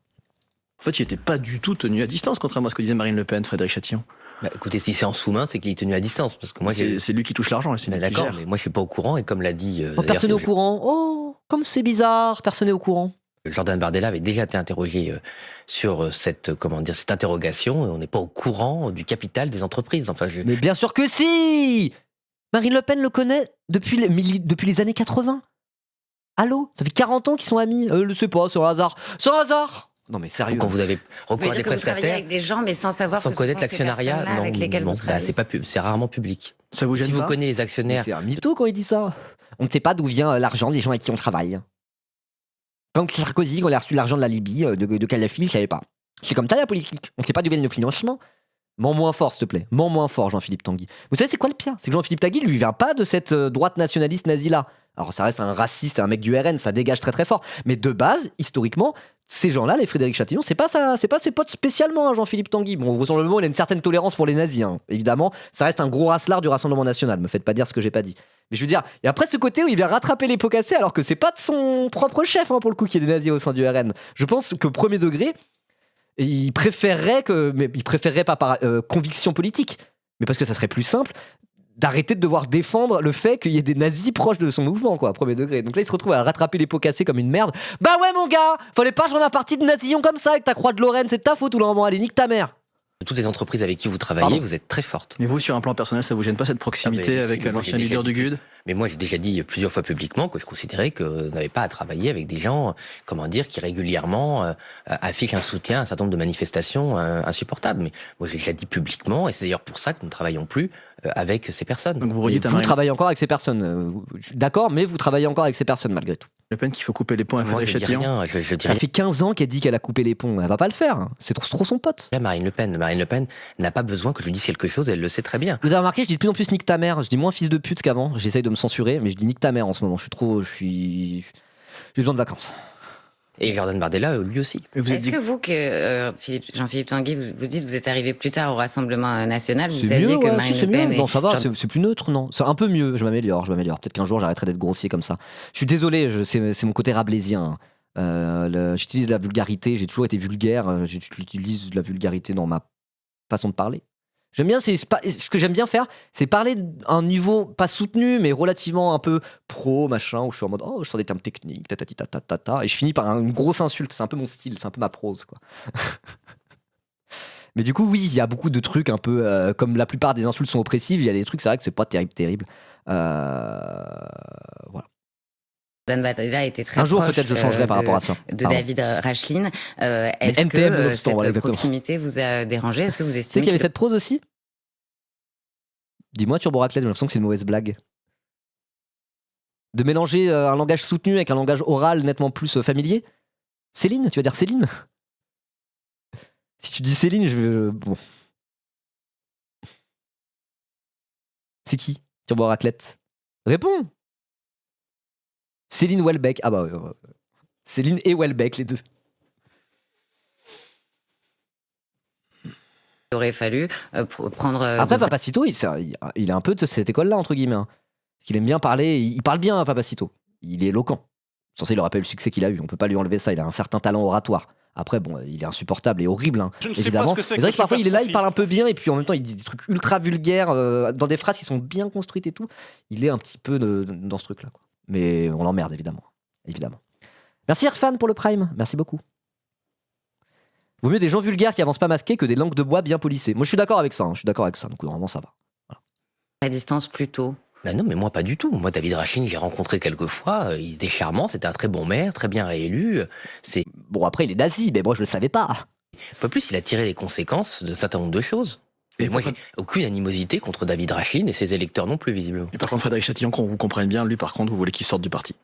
Mais il n'a jamais été dans le parti. Mais tout ça, c'est Jesse, il a été dans le parti. Il y a un petit moment, mais il a été dans le parti, premièrement. Et deuxièmement. Donc, Frédéric Chatillon, lui, ça dégage. C'est un nazi, on n'a rien à faire avec lui. Par contre, David Rachlin, je le respecte et je l'aime. Alors qu'ils sont littéralement amis et ils sont à peu près sur la même ligne politique, c'est-à-dire plus ou moins du néonazisme, quoi. Oh là là. des choses que vous répétez Ça assez. piétine dans la semoule, là. Hein. Ça rame, hein. C'est compliqué, hein. C'est une enquête de à chaque fois Libération que- qui a déjà. Mais d'accord, mais abouti à Libération, des- il raconte beaucoup de bêtises. Mais Par c'est pas exemple, des Libération, bêtises, ça. C'est pas des bêtises. C'est une enquête avec des preuves. Ils ont expliqué que j'avais fait payer, les candidats au régional pour être sur la liste. Bah, je le sais de première main que c'est complètement n'importe quoi. Donc, excusez-moi, je n'accorde pas spécialement de crédit à ce que dit Libération. Voilà, je suis pas un espèce de parrain de la mafia qui distribuait les places sur la liste en donnant un petit billet. Voilà. Bon, d'ailleurs, si c'était vrai, je serais en prison et je mériterais de l'être. Donc, tout ce que raconte Libération n'est pas parole d'or, c'est le moins qu'on puisse dire. Voilà. Et genre, la liste est longue pour Libération. Jean-Philippe Tanguy, dans un instant, on va parler de la stratégie. Sur cet article en particulier, force est de constater que l'enquête est vraiment sérieuse avec des preuves, quoi. Bon. J'ai du Avec des Rassemblement documents et national tout, quoi. pour les municipales, mais tout de suite. C'est il y a facile de une dire, de carte. toute façon, les journalistes mentent, ils disent n'importe quoi. Regardez Olivier Pérou par rapport à la France Insoumise. Vous trouvez que c'est du journalisme, ça? Il aurait pu dire ça, en vrai. Ça aurait été un bon argument. Ça aurait été un bon argument, mais du coup, il aurait dû filer un point à LFI, donc il l'a pas fait. 45 et c'est l'info en 1 minute avec Maureen Sugnard. Oui, il y a des photos, il y a des preuves. Je l'ai pas lu l'article, mais je sais très bien le sérieux du travail de Pierre Plotu, Maxime Massé et Nicolas Massol. On parle un peu moins, mais j'aime beaucoup Nicolas Massol. Lui fait vraiment un travail de veille, de zinzin sur l'extrême droite. T'as des espèces de militants néo-nazis obscurs sur Twitter. Parfois, je clique sur leur profil, je vois suivi par Nicolas Massol. Parce que c'est pour faire son travail de veille, mais de veille par rapport à l'extrême droite. Il a une connaissance de l'extrême droite française, ce gars-là. Moi, je respecte beaucoup son travail, quoi. Et donc, les trois là qui ont travaillé, ils sont très sérieux dans leurs enquêtes par rapport à l'extrême droite, genre. Là n'est pas la question. Enfin, voilà. Alors que c'est vrai que parfois, l'IB, bon, hein, évidemment. Mais pas sur ces sujets-là. Franchement, très honnêtement. On regarde pas le flash info. On regarde pas le petit rappel des infos, on s'en fout. Le 8-30 France Info. Agathe Landray, Paul Larouturou. Avec Jean-Philippe Tanguy, député Rassemblement National de la Somme. Avant de parler politique et municipale, on parle de Christophe Glaise, toujours prisonnier en Algérie. Oui, Agathe, toujours détenu depuis mai 2024 en Je Algérie. n'ai pas Journaliste du tout suivi ça. sportif français, condamné hier à 7 ans de prison en appel. Il est reconnu, selon la justice algérienne, coupable d'apologie du terrorisme. L'un de ses deux avocats, maître Emmanuel Daoud, était invité de Jérôme Chapuis ce matin. J'ai absolument rien suivi à cette histoire. Ça va être dur de commenter parce que je découvre totalement. Là, je ne sais pas du tout. Je considère pour ma part que c'est un théâtre des ombres, qu'il y a des marionnettistes et que c'est une parodie de justice. Au pouvoir pour obtenir sa libération. Bah, écoutez, nous ferait pression sur l'Algérie, comme nous l'avons dit pour Boualem Sansal, qui a fini par être libéré. Nous, de notre Il a point dit de vue, quoi? Il a fait quoi? C'est qui Glaise là? C'est un journaliste sportif? Je comprends pas. Je sais pas. on considère que le vote qu'a opéré l'Assemblée nationale contre l'accord de 1968 entre la France et l'Algérie a opéré une forte pression, et nous on considère que ça a joué un rôle important. En vrai, non. En vrai, non. Ça, s'était renseigné un peu sur l'accord franco-algérien. C'est un truc ça date de 1968. C'était quasiment plus appliqué en fait. Le truc a été détricoté petit à petit. À la base, c'est un accord qui a été placé suite à la guerre d'Algérie, etc., pour faciliter l'insertion économique des ressortissants algériens en France, etc., pour tisser des liens entre les deux pays aux sorties de la guerre, machin. Et en fait, petit à petit, ça a été détricoté cet accord-là. Et du coup, les avantages économiques qu'auraient des ressortissants algériens à s'installer en France, il y en a quasiment plus. Et parfois, c'est même des désavantages au final, parce qu'il y a une procédure qui est différenciée des autres. Et au final, ça casse les couilles plus qu'autre chose. Donc en vrai, la plupart des Algériens n'ont rien à foutre de cet accord de 1968 parce qu'il est déjà caduque depuis très longtemps, quoi. Donc ils sont en mode, on a fait une pression formidable contre l'Algérie. Non, l'Algérie, elles sont bat un peu les couilles de ça. C'était un vote qui est avant tout symbolique pour dire, regardez, le RN, on a gagné une victoire symbolique, mais une victoire quand même à l'Assemblée nationale, sur fond de relents coloniaux par rapport à l'Algérie, quoi. Voilà. C'était ça le moment politique que c'était. Et c'était un peu historique, pour le coup. Mais je veux dire, quoi qu'il en soit, les Algériens, globalement, ils en ont un peu rien à branler que vous ayez fait sauter cet accord. Voilà. Donc on pense qu'il n'y a que le rapport de force. Il a fait un reportage sur un club de foot kabyle et il s'est pris une apologie du terrorisme, en très très gros. Il aurait, entre guillemets, échangé avec des indépendantistes kabyles. Oui, donc en l'occurrence, il est victime d'une justice aux ordres en Algérie. Là. C'est bien ça. Parce que Boualem Sansal, pour le coup, lui, c'était un mec d'extrême droite assez vénère qu'on n'avait pas trop envie de défendre à gauche. Apparemment, il a avoué au procès. Je sais pas, mais encore une fois, c'est des sujets que je connais pas du tout. Et je vais pas défendre automatiquement, par pur principe, forcément la justice algérienne, juste parce que, voilà, c'est nous, la gauche, on n'est pas raciste, vous voyez ce que je veux dire? Donc c'est pour ça, j'ai pas envie de m'embarquer dans un truc que je ne maîtrise pas, à vouloir prendre un parti, franchement, en me basant sur un truc qui serait malhonnête intellectuellement, parce que je ne connais pas le sujet, quoi. Voilà, donc c'est pour ça que je vais pas trop commenter là-dessus. Je préfère être honnête intellectuellement. D'ailleurs, quand on parle de parodie de justice, on voit bien qu'on ne peut pas avoir de méthode démocratique normale, ordinaire, sereine, avec un régime qui utilise des prisonniers politiques comme des otages. C'est le bras de fer. Il a été reproché à Bruno Retailleau d'avoir une méthode musclée. Et après son départ, Boualem Sansal a été libéré. Vous pensez que face à l'Algérie, sur le dossier Christophe Glaise, il faut aussi montrer les muscles? Oui, mais il n'y a pas eu de lien temporel entre l'éviction ou le départ de M. Retailleau et la libération de Boualem Sansal. La concordance temporelle, elle est avec le vote du Rassemblement national à la... J'en sais rien. Retailleau, le Rassemblement national. En tout cas, là, il y a vraiment un truc où le Rassemblement national essaie de dire c'est grâce à nous, nous avons fait plier l'Algérie en rentrant dans le rapport de force. Donc en vrai, le but de Jean-Philippe Tanguy là sur cette histoire, c'est pas d'être honnête. Le but et la ligne politique du RN, c'est de se servir de ces histoires-là pour dire bah regardez, nous on est ferme par rapport à la dictature algérienne. dans tous les cas, ils ont un narratif, c'est celui-là, et quoi qu'il arrive, ils vont essayer de l'imposer. Voilà, ça c'est déjà ce que je peux dire. Mais après, dans le détail de l'affaire, je sais pas trop. Assemblée contre les accords de 1968. Tout le monde peut le vérifier. Jean-Philippe Tanguy, vous avez annoncé en début de semaine avoir investi déjà 600 candidats pour les municipales. C'est plus qu'en 2020, vous n'aviez présenté que 410 listes. Qu'est-ce que cela... Mon chat, il veut manger. Je dois faire une mini pause. Ou alors je le laisse poireauter là, mais il me regarde vraiment comme ça en mode genre. Miaou. Miaou. Il veut de la pâtée. Je vais devoir aller lui donner de la pâtée. J'arrive dans 1 seconde. Je vous laisse avec Jean-Philippe Tanguy comme ça. J'en ai pour 1 minute. Je mets pas de musique parce que pour la VOD YouTube ça va casser les couilles et compagnie. Je lui file de la bouche. J'en ai pour vraiment. Je speedrun le truc. 30 secondes de pause, ne bougez pas. Si vous regardez la vidéo YouTube, la VOD YouTube, avancez un tout petit peu le temps que je revienne, mais j'en ai pour 1 minute au bas mot maximum. À tout de suite. Viens toi. Ah! Il y a eu un raid? J'ai loupé un raid? Non mais putain! Le raid il arrive quand je suis pas là, j'ai dû nourrir mon chat. Le chat il était même pas là. Enfin, il y avait déjà de la pâtée dans sa gamelle en plus. Qui m'a raid?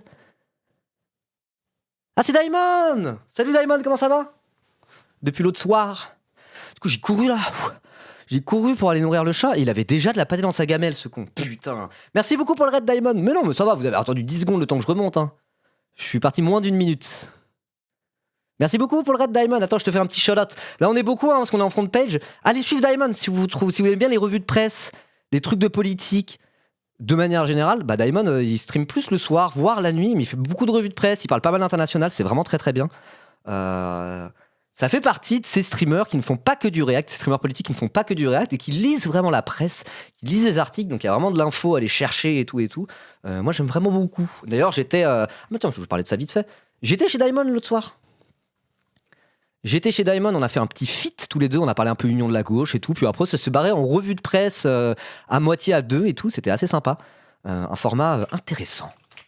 Donc je vous montre le replay de la vidéo. C'était cool, elle était bien la conversation. J'ai bien aimé. C'est où? La miniature là. Ça me fait passer pour un ton de liériste. C'est où? Il y a 6 mois? Les plus récentes? T'as 2 chaînes ou quoi? LMCP. T'as pas 2 chaînes?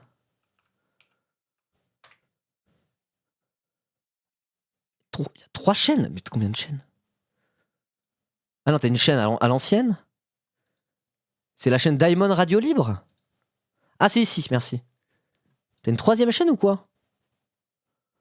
Ah non, je l'ai juste pas trouvé. Ok. Juste là. Ouais, c'est moi. Et lui, c'est Diamond. Let's go! Donc moi je vous le mets le lien, allez le suivre, allez le follow un peu partout et tout. Alors je suis pas abonné parce que c'est mon nouveau compte, je me suis pas abonné à tout le monde. Hein. Allez regarder la vidéo si ça vous intéresse et même de manière générale, allez regarder les replays, allez vous abonner sur YouTube, sur Twitch, allez suivre Diamond, c'est vraiment trop cool ce qu'il fait et il est très sympa. Voilà. Allez on reprend, merci beaucoup pour le raid. Merci beaucoup, ouais c'est le moins chevelu des deux, exactement. À nous deux, on est 2 hommes aux cheveux courts, classiques, normal. Voilà, on s'équilibre bien finalement.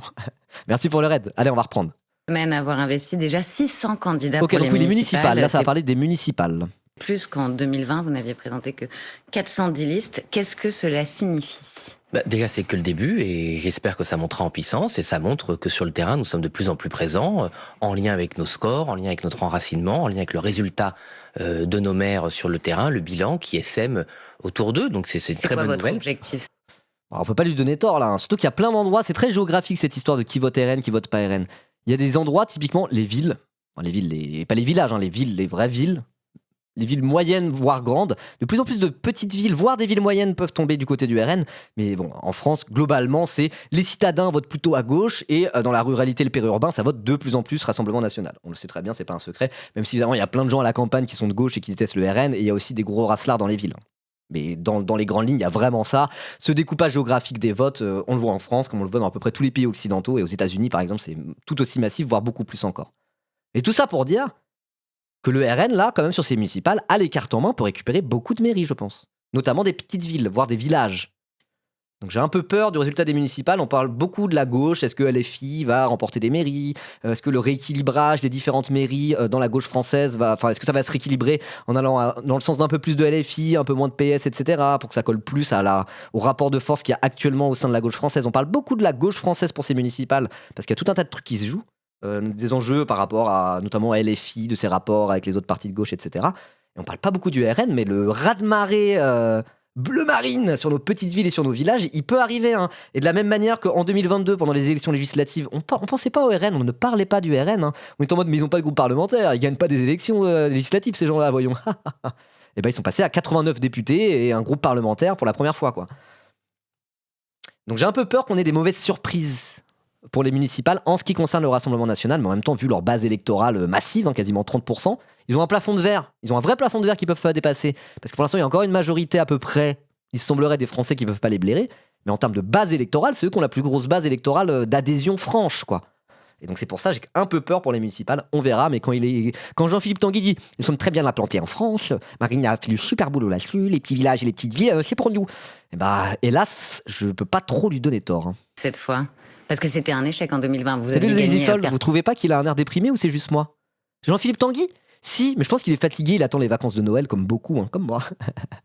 Et parfois quand il est sur le plateau télé, il est un peu blasé, il est en mode genre « Oh mais vous savez, moi, je pense qu'au niveau du budget, les Français savent très bien qu'il faut voter pour nous. » C'est un peu son style, c'est sa personnalité, il a l'air saoulé souvent quand il est sur le plateau télé. Voilà.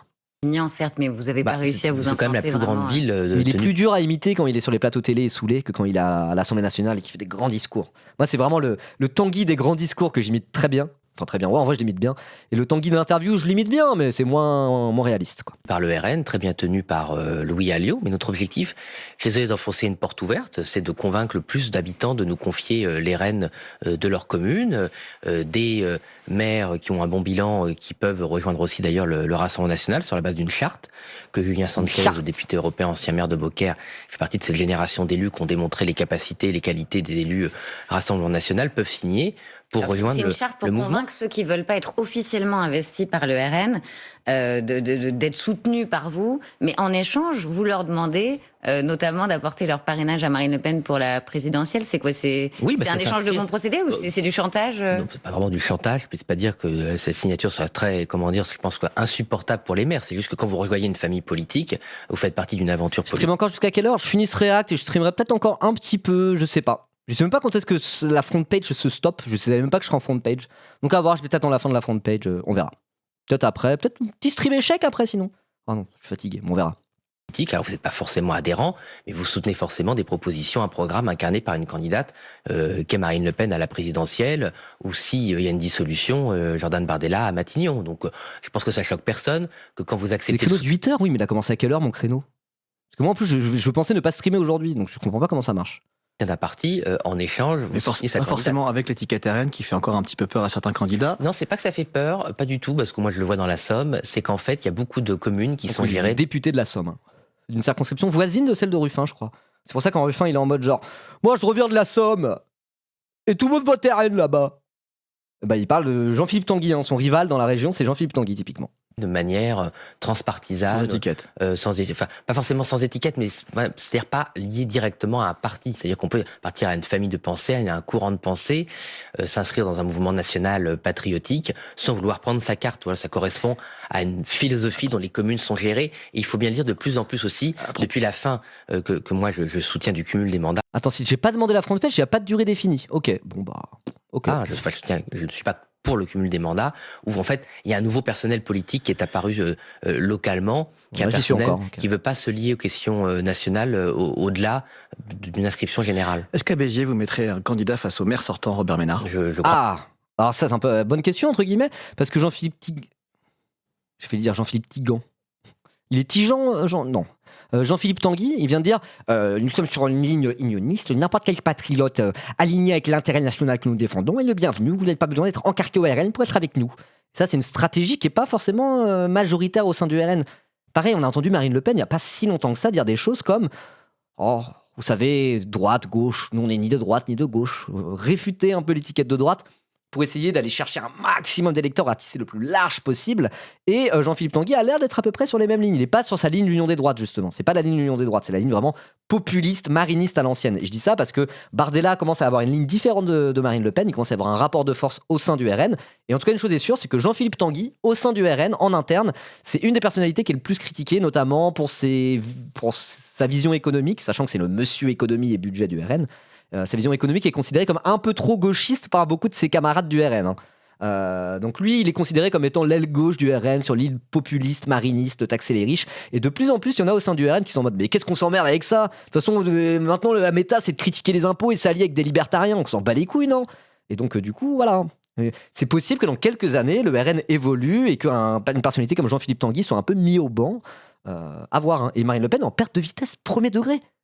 Elle est en perte de vitesse. J'avais pas réalisé à quel point elle était en perte de vitesse. Mais avec cette histoire d'inéligibilité, je pense que de plus en plus de gens se disent... Parce que son procès en appel là, pour l'inéligibilité de Marine Le Pen, c'est en janvier. C'est le mois prochain, ça va arriver très très vite. Et il y a de bonnes chances pour qu'elle reste inéligible, quoi. Et donc là, elle a moins de buzz qu'avant. Je me rends compte parce que je compare les vues dans mes VOD sur YouTube, quand je mets la grosse tête de Bardella, Bardella face à Apolline de Malherbe, bah ça fait bien plus de vues que Marine Le Pen face à Apolline de Malherbe. Les gens sont... Bardella a plus de buzz que Marine Le Pen aujourd'hui. Et d'ailleurs, dans les sondages pour la présidentielle, ils mettent Bardella maintenant, ils mettent même plus Le Pen. Hein. C'est en mode, oui, plan B, Bardella, là c'est de plus en plus assumé de manière un peu tacite, à la fois par le RN et à la fois par les Français, quoi. Et donc du coup, c'est vrai que Marine Le Pen est en perte de vitesse. Et ça, c'est quand même... Je sais pas comment ça va se goupiller, toute cette histoire-là. Mais c'est possible que dans les prochaines années, il se passe des choses au sein de l'extrême droite française, une forme de restructuration. Et voilà, sachant que l'extrême droite française déborde totalement le cadre du RN. Historiquement, l'extrême droite française, en tout cas dans la politique dite institutionnelle, c'est le Rassemblement national, enfin le Front national, et personne d'autre. Bah maintenant, c'est moins le cas.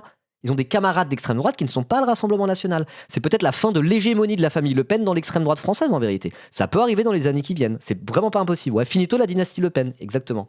C'est pas trop tôt, ouais, mais si c'était... Imagine, on peut aussi voir ça en mode c'était le dernier verrou qui empêchait à l'extrême droite d'arriver au pouvoir. Si la dynastie Le Pen tombe avec tout le côté nazi qui y est associé, eh ben c'est que la droite et l'extrême droite française sont mûrs pour une alliance et nous baiser, pas définitivement, mais nous baiser un bon coup, quoi. Donc je sais pas, à voir, mais en tout cas, ouais, il va falloir observer avec attention ce qui se passe au sein du RN et au sein de l'extrême droite française dans ces prochaines années, de la même manière que la gauche est en train de se restructurer, c'est un secret pour personne depuis bien longtemps, que Macron, c'était une restructuration du centre qui est vouée à réévoluer encore là, dès 2027. Ça va se restructurer du côté de la droite et de l'extrême droite, et les deux ensemble, d'un même mouvement, je pense. Et donc, ouais, qu'est-ce qui va se passer en interne au RN ? Le RN par rapport aux autres partis d'extrême droite, etc., etc. Je ne sais pas, mais ça regardait avec attention. Et Jean-Philippe Tanguy, lui, c'est bel et bien la fameuse ligne mariniste, on va dire plus populiste que vraiment libérale bourgeoise à l'ancienne, quoi. Voilà. Je crois que c'est possible, mais je ne sais pas. Quand vous entendez Laurent Wauquiez, chef des députés de droite, expliquer... Attends, mais c'est quoi la question du coup là ? Je suis parti dans un tunnel, c'était intéressant, mais je me souviens plus ce qu'il disait. D'une inscription générale. Est-ce qu'à Béziers, vous mettrez un candidat face au maire sortant ? Robert Ménard. Donc Robert Ménard, il n'est pas au RN. Robert Ménard, de base, c'était pas... Même... Sur le papier, c'est pas censé être un mec d'extrême droite, mais ça fait longtemps que ça fait partie de ses personnalités qui assument aller totalement du côté de l'extrême droite, sans être au RN. Personnalité intéressante, Robert Ménard, quand on regarde justement l'évolution de la droite et de l'extrême droite française. Et vous saviez que Robert Ménard avait fondé Reporters sans frontières ? Eh ben, la vieillesse est un naufrage. Bref, tout ça pour dire que, ouais, est-ce que le RN veut tendre des mains à des Robert Ménard et compagnie ? Est-ce que ça, c'est l'union de la droite telle qu'elle est proposée par des Zemmour et compagnie ? Ou est-ce que c'est autre chose ? À voir. Ménard. Je crois que c'est possible, mais je ne sais pas. Quand vous entendez Laurent Wauquiez, chef des députés de droite, expliquer qu'en cas de second tour, sans candidat LR, il invite à voter tout sauf LFI. Tout sauf LFI. C'est comme ça qu'il le dit, en parlant du nez. C'est-à-dire, pourquoi pas extrême droite, vous vous frottez les mains, vous vous dites que ces municipales peuvent être un laboratoire de l'union des droites ? Je ne crois pas qu'il y aura beaucoup de candidats d'extrême droite au second tour, mais c'est très bien de se faire barrage aux insoumis. Vous dites que votre objectif, c'est la qualité.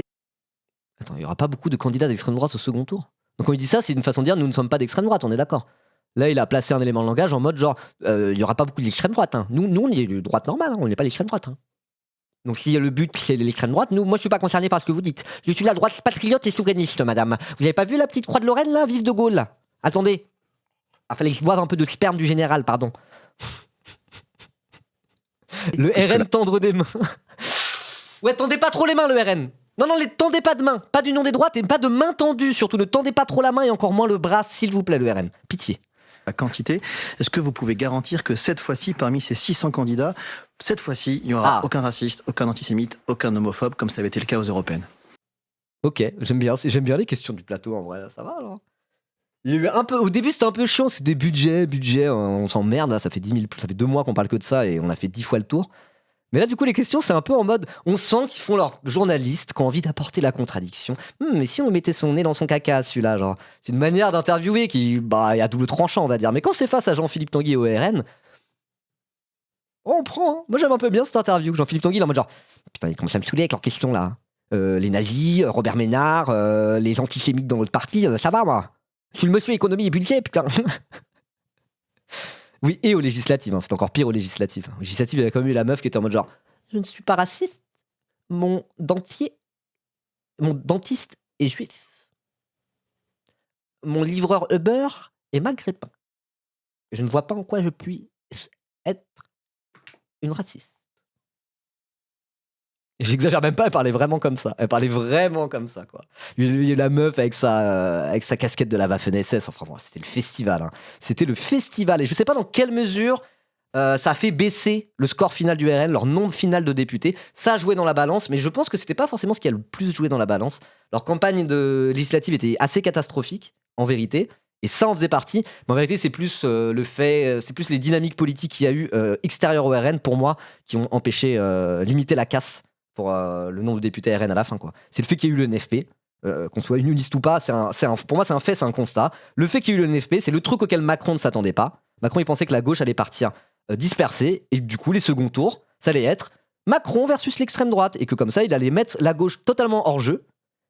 Il n'y aurait plus que la droite et l'extrême droite à l'Assemblée, mais il pourrait récupérer une majorité à l'Assemblée nationale. Moi, c'est mon analyse, et vous savez qui est d'accord avec moi ? Manuel Bompard. J'en ai parlé. On parlait de ça à un moment donné, et j'ai dit ça, un peu ce que je viens de dire, et il était en mode genre, voilà. Info exclusive. Bref, peu importe. Qu'est-ce que je voulais dire ? Donc oui, le NFP, c'est ça qui fait qu'ils sont foirés, qu'ils ont eu moins de députés à la fin, et aussi les trucs de désistement, barrage républicain au second tour. D'ailleurs, ils ont trop le seum, ils l'ont vraiment en travers de la gorge, ça. Ils l'ont vraiment en travers de la gorge. Donc tout ça pour dire que leur candidat totalement zinzin, là, je pense que c'est relativement mineur dans le fait qu'ils aient pas eu autant de sièges que ce qu'ils voulaient. Je pense que c'est plus à la fois le NFP et le barrage républicain, très concrètement, qui a fait qu'ils sont fait niquer, quoi. Et tant mieux. Oui, mais si vous voulez, tout pareil, ça a été tellement caricaturé non. dans la campagne. Mais c'était une liste précise avec des faits. Mais non, c'était que l'essentiel, c'était que des bêtises. Il y a eu quelques cas qui ont été immédiatement réglés. Vous avez reconnu vous-même, vous aviez des brebis galeuses. Oui, quelques cas. On les a pas inventés. Quelques cas, oui, pas du tout. Alors, quelques cas, il y avait les plus spectaculaires qu'on a vus à la télé, dire littéralement... On n'a plus le droit d'aimer Hitler de nos jours. Bon, j'exagère un peu là, mais... Et à côté de ça, il y en avait plein où on n'avait pas leur tête, on n'avait pas leur truc, mais il y a tout un tas de dossiers qui ont été faits et qu'on vu qu'il y avait genre entre 100 et 200 candidats qui avaient des casseroles vénères, en mode des posts Facebook ultra racistes, des trucs de dingo, quoi. Mais tous ne sont pas passés à la télé, dans la télé régionale, à faire des disaster class en 4K, quoi. Mais il y a eu cela. Les plus visibles, il y a eu tous les autres là. Ça, c'était juste la partie émergée de l'iceberg. Et tous les autres, c'était des mecs qui ont partagé des trucs d'immenses racistes sur les réseaux sociaux, en fait. Genre. Donc en vrai, non, c'était pas quelques brebis isolées. Parmi ces candidats-là, il y en a quelques-uns, pas tant que ça, c'est vrai, qui ont été vraiment en mode vu à la télé par tout le monde à grande échelle. Mais à côté de ça, il y en avait plein d'autres. Hein. Il y en avait plein d'autres. Tout l'ampleur qui a été donnée avec une fois plus de voilà, quelques cas, il y a un dossier entier sur Libé. Encore une fois, on y revient. Libé, s'il y a un truc où ils font le taf, c'est sur le travail par rapport à l'extrême droite et au Rassemblement national. Là-dessus, ils sont carrés. Racolage d'État monumental. Et Street Press aussi, bien sûr. Yes. Faut que je fasse la promo de Street Press. Je la ferai à un autre moment, je pense, parce que là, j'ai pas pu le faire bien. Mais j'ai reçu un message de Street Press parce que j'ai dû être abonné à un moment donné. Et on m'a dit sur moi genre bonjour, nous aimerions que vous faites la promo. Je crois que c'est un message automatique. Mais moi, j'ai une assez grosse audience sur Twitter, donc il faut que je le fasse sur Twitter et Twitch, donc il faut que je le fasse vraiment. Là, c'est le moment de l'appel aux dons, là. Ah, faut dire financer Glupatate, le lendemain, t'as un message, faut dire financer Révolution Permanente, le surlendemain, t'as un message de Street Press, faut dire financer Street Press. Là, c'est la saison, je dois faire la pub de tous les camarades, let's go. Donc voilà, donnez dans les cagnottes de Glupatate, Révolution Permanente et Street Press, de manière générale, allez-y, les yeux fermés. Ils font du super boulot, c'est très bien d'avoir tout ça en France. Donc, toute cette diversité de gens qui demandent des cagnottes, ils ont tous vraiment besoin d'argent donné à tous. Voilà, on en reparlera plus précisément dans les jours à venir. Spécial, raconte absolument n'importe quoi sur des collègues formidables qui sont... Les journalistes de Libé qui font le taf, ils viennent pas de Street Press justement. Il y aurait des journalistes de l'extrême droite de Libé qui bossaient chez Street Press à la base. Je sais pas, peut-être. C'est Pierre Plotu et Maxime Massé qui ont bossé avec Street Press. Si quelqu'un a des infos, je suis pas sûr. Blast, mais oui, soutenez Blast aussi, mais j'ai pas eu de message spécialement de Blast, c'est pour ça. parfaitement avec des valeurs républicaines. Il y a même eu un rétropédalage dans le Morbihan où les médias avaient diffamé un candidat qui en fait disait le contraire de ce qu'on lui avait reproché. Bon bref, c'est toujours pareil. En tout cas, cette fois, vous avez scanné les profils. Non, mais par contre, il y a un élu, Raphaël Arnaud, soi-disant antifa, qui a été... Allez, c'est reparti pour Raphaël Arnaud. Arrêtez de dire du mal de Raphaël Arnaud. C'est un très bon camarade. Je le connais pas, hein, mais du coup c'était marrant parce qu'avec les trucs de frontières, il y a un machin où genre il y a eu des espèces de... On a un peu team up, mais on se connaît pas du tout. Mais il y a un côté où sur les réseaux sociaux, Raphaël Arnaud a ratio frontières. Après, j'ai rebondi sur le truc pour ratio encore plus frontières. Il a repartagé mon truc. Après, il y a les répliques, a repartagé ma réponse à frontières par rapport à Raphaël Arnaud sur Instagram. Et Raphaël Arnaud sur Instagram a repartagé le truc des répliques, quoi.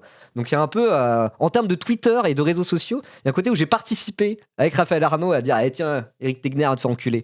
Voilà. Donc je suis content. Je suis un peu content de cette séquence sur le travail en ligne, on va dire, qui a été fait. Voilà, où je vais un peu participer, on va dire, à ma petite échelle. Bref, donc là, il va dire, c'est un terroriste, le mouvement terroriste, il a été condamné, il est triplement fiché S, comme nos confrères de Frontières, ils l'ont rapporté bientôt, il y a pas longtemps. Il n'a pas été condamné pour quoi que ce soit qu'à voir avec le terrorisme, et je rappelle la stat, c'est toujours la même. Tu prends le parquet national antiterroriste, depuis 2017, il y a à peu près une vingtaine d'affaires liées à l'extrême droite qui ont été déjouées ou sur lesquelles ils ont enquêté, etc. Et on a qu'on finit en prison avec 18 ans de prison ferme pour des projets d'attentats d'extrême droite. Hein. Voilà. À côté de ça, tu regardes depuis 2017, depuis 10 ans même, combien d'affaires liées à l'extrême gauche traitées par le parquet national antiterroriste ? Aucune. Zéro. Selon le parquet national antiterroriste, hein, qui n'est pas un ramassis de gauchistes a priori, il y a 2 menaces terroristes en France actuellement, et en fait c'est le cas dans d'autres pays que la France, c'est le djihadisme armé type Daesh et compagnie, un peu moins qu'avant, mais quand même, et les attentats d'extrême droite. Voilà. Donc il est en mode, oui mais regardez, chez les autres aussi il y a des brebis galeuses, Raphaël Arnaud, soi-disant antifa, est un terroriste un peu, il a agressé les gens une fois, genre, allez ok, il s'est bagarré dans la rue il y a 8 ans à un moment donné, il a eu une condamnation pour ça, bon ça va. Et lui, donc, a été définitivement condamné à 4 une sentence de là, il récupère les éléments du dossier de Frontières. C'est là que tu vois que Frontières, c'est des horribles guignolos qui puent la merde, mais ça reste les camarades du Rassemblement National. Le Rassemblement National, ils tolèrent à minima Frontières. Je pense qu'ils trouvent que c'est des bouffons, parce que juste, normalement, tu vois Frontières, tu sais que c'est des bouffons. Mais je veux dire, ils récupèrent quand même les infos Frontières, entre guillemets, quoi. Ils ont fait fuiter un PV d'audition, là, ou je sais pas quoi. Alors. C'est juste qu'il a décidé de pas faire appel en mode, bon, bah, nique, tant pis, je prends ma condamnation et basta, quoi. Et donc là, ils sont en mode définitivement condamnés. Alors oui, lui, il a pas fait comme Sarkozy à faire appel, puis à se pourvoir en cassation pendant 50 000 ans pour tenter de noyer le poisson. Donc lui, il a assumé. Okay. Écoutez la France insoumise. Oui, insoumis. Mais tout le monde savait on vous interroge sur les candidats municipaux. Tout le monde savait qui c'était. Il a été condamné et tout le monde a dit mais non, il est innocent, il fait appel, pas du tout. Il a retiré son appel très discrètement. Attendez, Jean-Philippe Tanguy, pardon, personne ne l'a dit. Raphaël Arnaud, c'est grave. C'est vrai, mais vous sciemment, vous avez fait autre chose. Vous avez investi un candidat condamné pour terrorisme. 8 ans de prison. C'est un Corse. Les nationalistes corses, c'est pas pareil, ça compte pas. Non, je sais pas, moi j'aimerais bien critiquer la Corse là tout de suite en parlant des nationalistes corses, mais si je fais ça, il y a Emodem et Calivision qui vont tomber sur le coin de la gueule et dire non mais Ribot, t'as dit n'importe quoi sur les nationalistes corses, tu comprends pas en fait. Tu comprends pas l'histoire de notre île. Ils auront probablement un peu raison. Donc moi je ferme ma gueule, Le lobby corse est trop puissant dans le Twitch de gauche en France. Nicolas Battini à Bastia, condamné à 8 ans de prison pour terrorisme après un attentat à la voiture Bélier en 2012. Oui, et donc, vous permettez de critiquer le... Donc on peut l'allumer. Mais Battini, c'est une grosse merde, on peut l'allumer, ok ? Non mais moi, comme c'est des sujets que j'ignore, je sais que sur la Corse, de base, j'ai des préjugés contre les Corses. Et justement, j'ai connu ces 2 Corses-là, Cali et Modem, qui m'ont dit t'es au courant que ça casse les couilles à tout le monde, en fait, les trucs comme ça sur les Corses ? Et je suis en mode genre... Non, lui, c'est un gros fâchelard, on peut y aller. Bon, bah voilà. Terroriste, va. Le député LFI ? Mais oui, parce qu'il a été condamné actuellement. Il joue avec Zemmour et Maréchal. Ok. Bon, bah, qu'il aille se faire enculer, évidemment. Terroriste. Bravo, hein. Bravo les terroristes d'extrême droite. Rien à voir avec la Corse. Rien à voir avec le nationalisme corse. C'est pas ça que je critique. J'ai rien à dire sur la Corse. Le terrorisme d'extrême droite comme ça, bah voilà. La personne dont vous parlez, il a condamné déjà avant sa condamnation. Mais non, il a accepté. Parce qu'il était accepté. Non, il a accepté. Oui, mais parce que vous aviez vu les vidéos de M. Arnaud à l'époque contre M. Zemmour ou d'autres. Bon, bref. Mais ça, vous avez vu.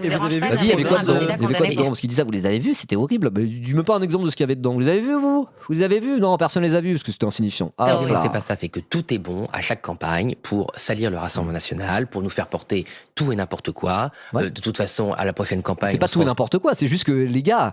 Encore une fois, quand votre parti a été cofondé par des volontaires de la 29e division Charlemagne qui étaient présents en avril 1945 à protéger le bunker d'Hitler face aux troupes soviétiques, bah, ça laisse des traces quand même, ça laisse des traces sur le temps long. Donc oui, toute votre vie, on vous attrape la veste parce qu'il y a des nazis dans votre rang. Oui, bah, c'est parce que c'est votre nature à un moment donné. Donc peut-être que toi t'as un peu le somme de ça, et peut-être que t'es un petit nouveau dans la grande famille de l'extrême droite, Jean-Philippe Tanguy. Contrairement à certains ORN, t'as pas tes parents et tes grands-parents qui étaient déjà des nazis avant toi. Mais oui, va falloir que tu t'y habitues. Fallait pas rejoindre un parti fondé par des nazis, hein. JP, qu'est-ce que tu veux que je te dise? C'est responsable des 50 ans de déficit, de la dette, de l'immigration, de l'échec de l'école. Eh bah je préfère 50 ans de dette qu'avoir été fondé par des nazis. Hop là! Merde, ça a pas marché. Hop là! De l'appauvrissement des... C'est vrai que la gauche et le centre sont parfaits. Non, ils sont pas parfaits. Non, mais en plus, faire l'autocritique de la gauche... Moi, je suis communiste, monsieur. Vec Gaming. Moi, je suis communiste. Regarde, j'ai même une scène pour te le prouver. Est-ce que tu vois Staline sur cette scène? Non. Est-ce que tu vois Pol Pot ou je sais pas quelle raclure? Non. Parce que nous autres, à gauche, contrairement à l'extrême droite... Je parlais au nom des communistes en France. Non. Toute la famille des communistes, des trotskistes, à n'importe qui. Genre, à un moment donné, et c'était à peu près vers la fin des années 70... il y a eu une autocritique qui a dû être faite d'admettre que effectivement Staline fait partie de notre famille politique. C'est vrai, Staline fait partie de notre famille politique. Moi, j'ai pas de peur de le dire, je suis communiste. Staline, c'est mon cousin que je déteste dans ma famille politique. Ouais, mais moi, je suis prêt à le dire. Je suis prêt à dire pourquoi le stalinisme a été un problème et pourquoi je ne suis pas staliniste et pourquoi mon communisme à moi s'inscrit dans les mouvements d'opposition à Staline depuis un siècle. Pourquoi ils font pas ça à l'extrême droite? Pourquoi ils sont pas en mode genre, oui, Hitler fait partie de notre famille politique, mais nous sommes d'une extrême droite non hitlériste. Ils le disent pas, ils sont en mode genre, non, il était socialiste Hitler. Donc moi j'assume effectivement que la gauche, évidemment, n'a jamais été toute propre. La gauche, à la fin du 19e siècle, et une partie de la gauche française, c'était des gros antisémites, anti-dreyfusards de merde. Et à un moment donné, voilà quoi. Il faut arrêter avec le passé. Bah non, avec gaming, moi j'arrêterai pas avec le passé. J'arrêterai pas avec le passé, faut arrêter avec le passé. Il y avait des nazis, mais ça va. Bon, tu peux pas le savoir, tu viens d'arriver sur ce chat. Tu peux pas le savoir, mais moi personnellement je suis descendant de juifs déportés, raflés au Veldiv, déportés à Auschwitz. Donc non, moi je m'arrêterai pas avec le passé, genre j'arrêterai pas avec le passé, c'est mort. Français, voilà, nous sommes dans l'opposition, nous n'avons jamais gouverné et nous sommes responsables de tout dans ce pays. Et c'était il y a pas si longtemps, hein. Je te parle de mon arrière-grand-mère, ma grand-mère a vu sa mère raflée au Veldiv en juillet 42 par la police française, elle est morte le mois suivant à Auschwitz-Birkenau. Je veux dire, ma grand-mère que j'ai connue a vu sa mère être raflée. Donc c'est le passé qui est pas si lointain. Donc non, pas à moi. Dit ça marche pas, c'est pas très intéressant. Mais quand votre candidat sur le Par fond, contre, vous voyez ce week-end sur les marchés de Noël de ma circonscription, mais si tu étais responsable politique, tu le dirais dans les mêmes termes. Mais le Parti communiste français, qui a été officiellement stalinien pendant 30 ans, ils ont dû le dire à peu près dans les mêmes termes. Ils ont dû officiellement acter leur rupture avec le stalinisme, etc., etc. Et c'était une crise majeure de chez majeur dans le PCF, mais ils l'ont fait. Et c'est pour ça aussi que le PCF, à un moment donné, a perdu en puissance en France, quoi. Voilà.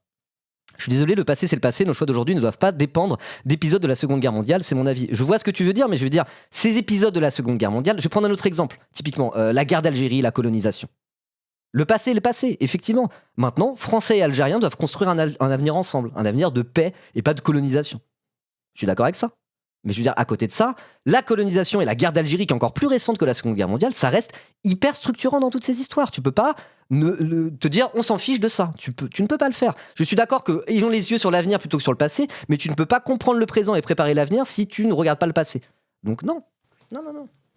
Je vois ce que tu veux dire, mais je suis pas d'accord avec toi. Je suis pas d'accord avec toi.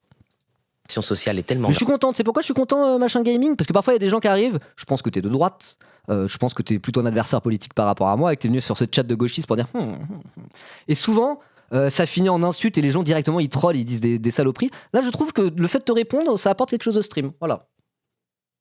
Et c'est rare que ça arrive, voilà. Mais j'aime bien quand ça arrive, quand il y a des droitards qui viennent et que ça finit pas juste en shitpost, en insulte instantanément et que du coup ça me donne l'occasion de répondre à des arguments, quoi. Voilà. Par contre, si ça part en débat infini sur des trucs qui sont pas liés au React, avec gaming, ça va me saouler. Ça, c'est une règle sur notre chat. Si vous partez en débat et que vous faites que vous hâte les uns les autres et que ça me gêne dans le chat, bah, vous partez le faire en MP ou vous êtes ban. Voilà. Grave, et bien que même pour faire un petit cadeau, à 1 ou 2 euros, bah, il y a plus de Françaises et de Français sur le marché de Noël parce que les gens ont plus de sous, ils ont plus d'argent et on leur raconte à la télé qu'il y a de la croissance et que tout va bien avec le pouvoir d'achat. Voilà. Vous répondez pas à la question parce que vous condamnez. Mais moi j'essaie de parler de mon pays en fait. J'essaie de parler de mon pays, de mon peuple pour lequel je suis élu, pour lequel je me bats. Toutes ces histoires, toujours les mêmes. Vous en avez marre. Parle de vos candidats. Hein. Mais non, mais c'est pas nos candidats, c'est votre vision de nos candidats.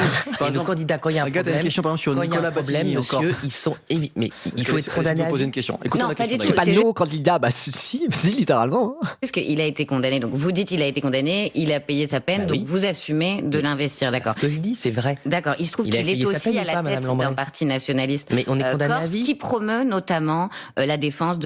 Quand vous traînez du côté du nazisme, moi je dirais, soit vous êtes condamné à vie, soit vous actez une vraie rupture qui est pas mettre ça sous le tapis.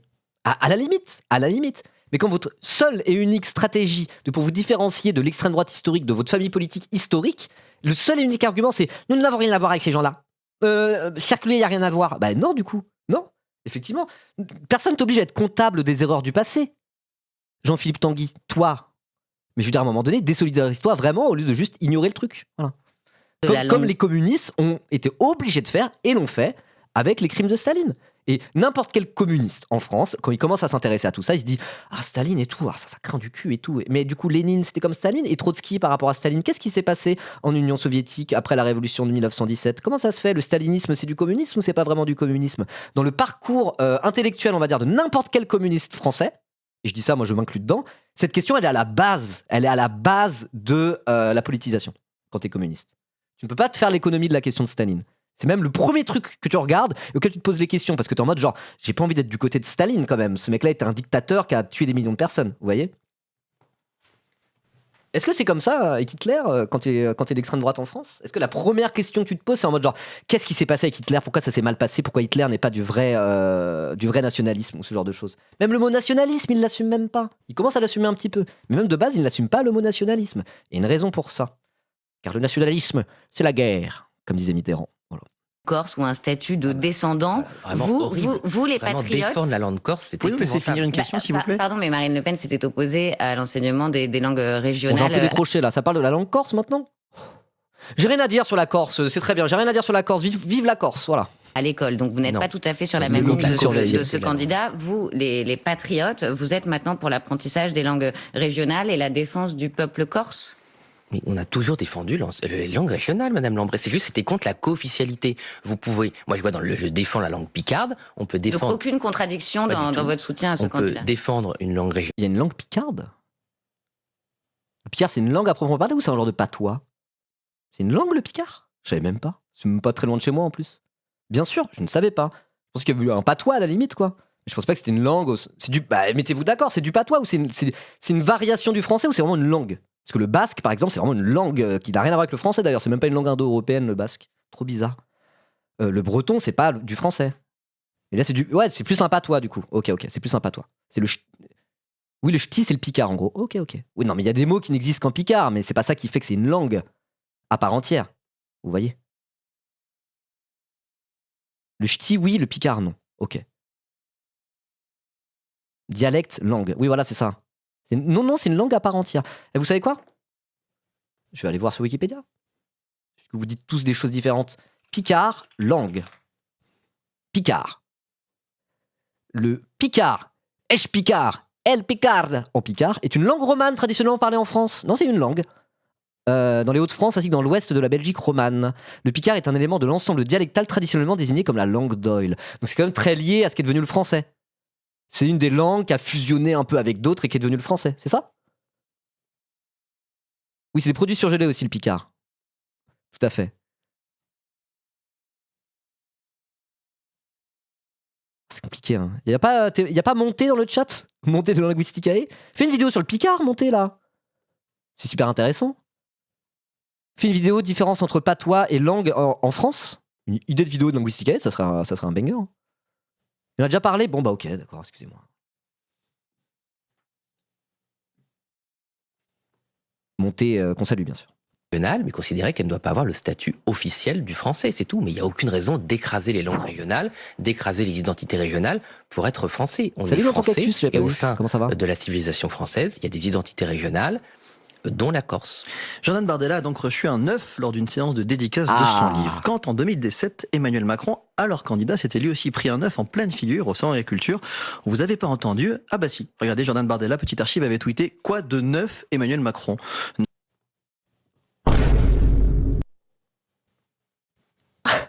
Je vous dis, elle fait un peu plaisir cette interview. Vraiment, les deux, ils se sont dit, vas-y, on va lui mettre le nez dans la merde.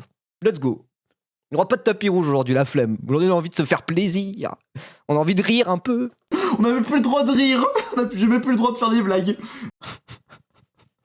Donc voilà, l'hypocrisie de l'extrême droite. Hein. Résumé très simplement. Vraiment, ça a parlé de terrorisme.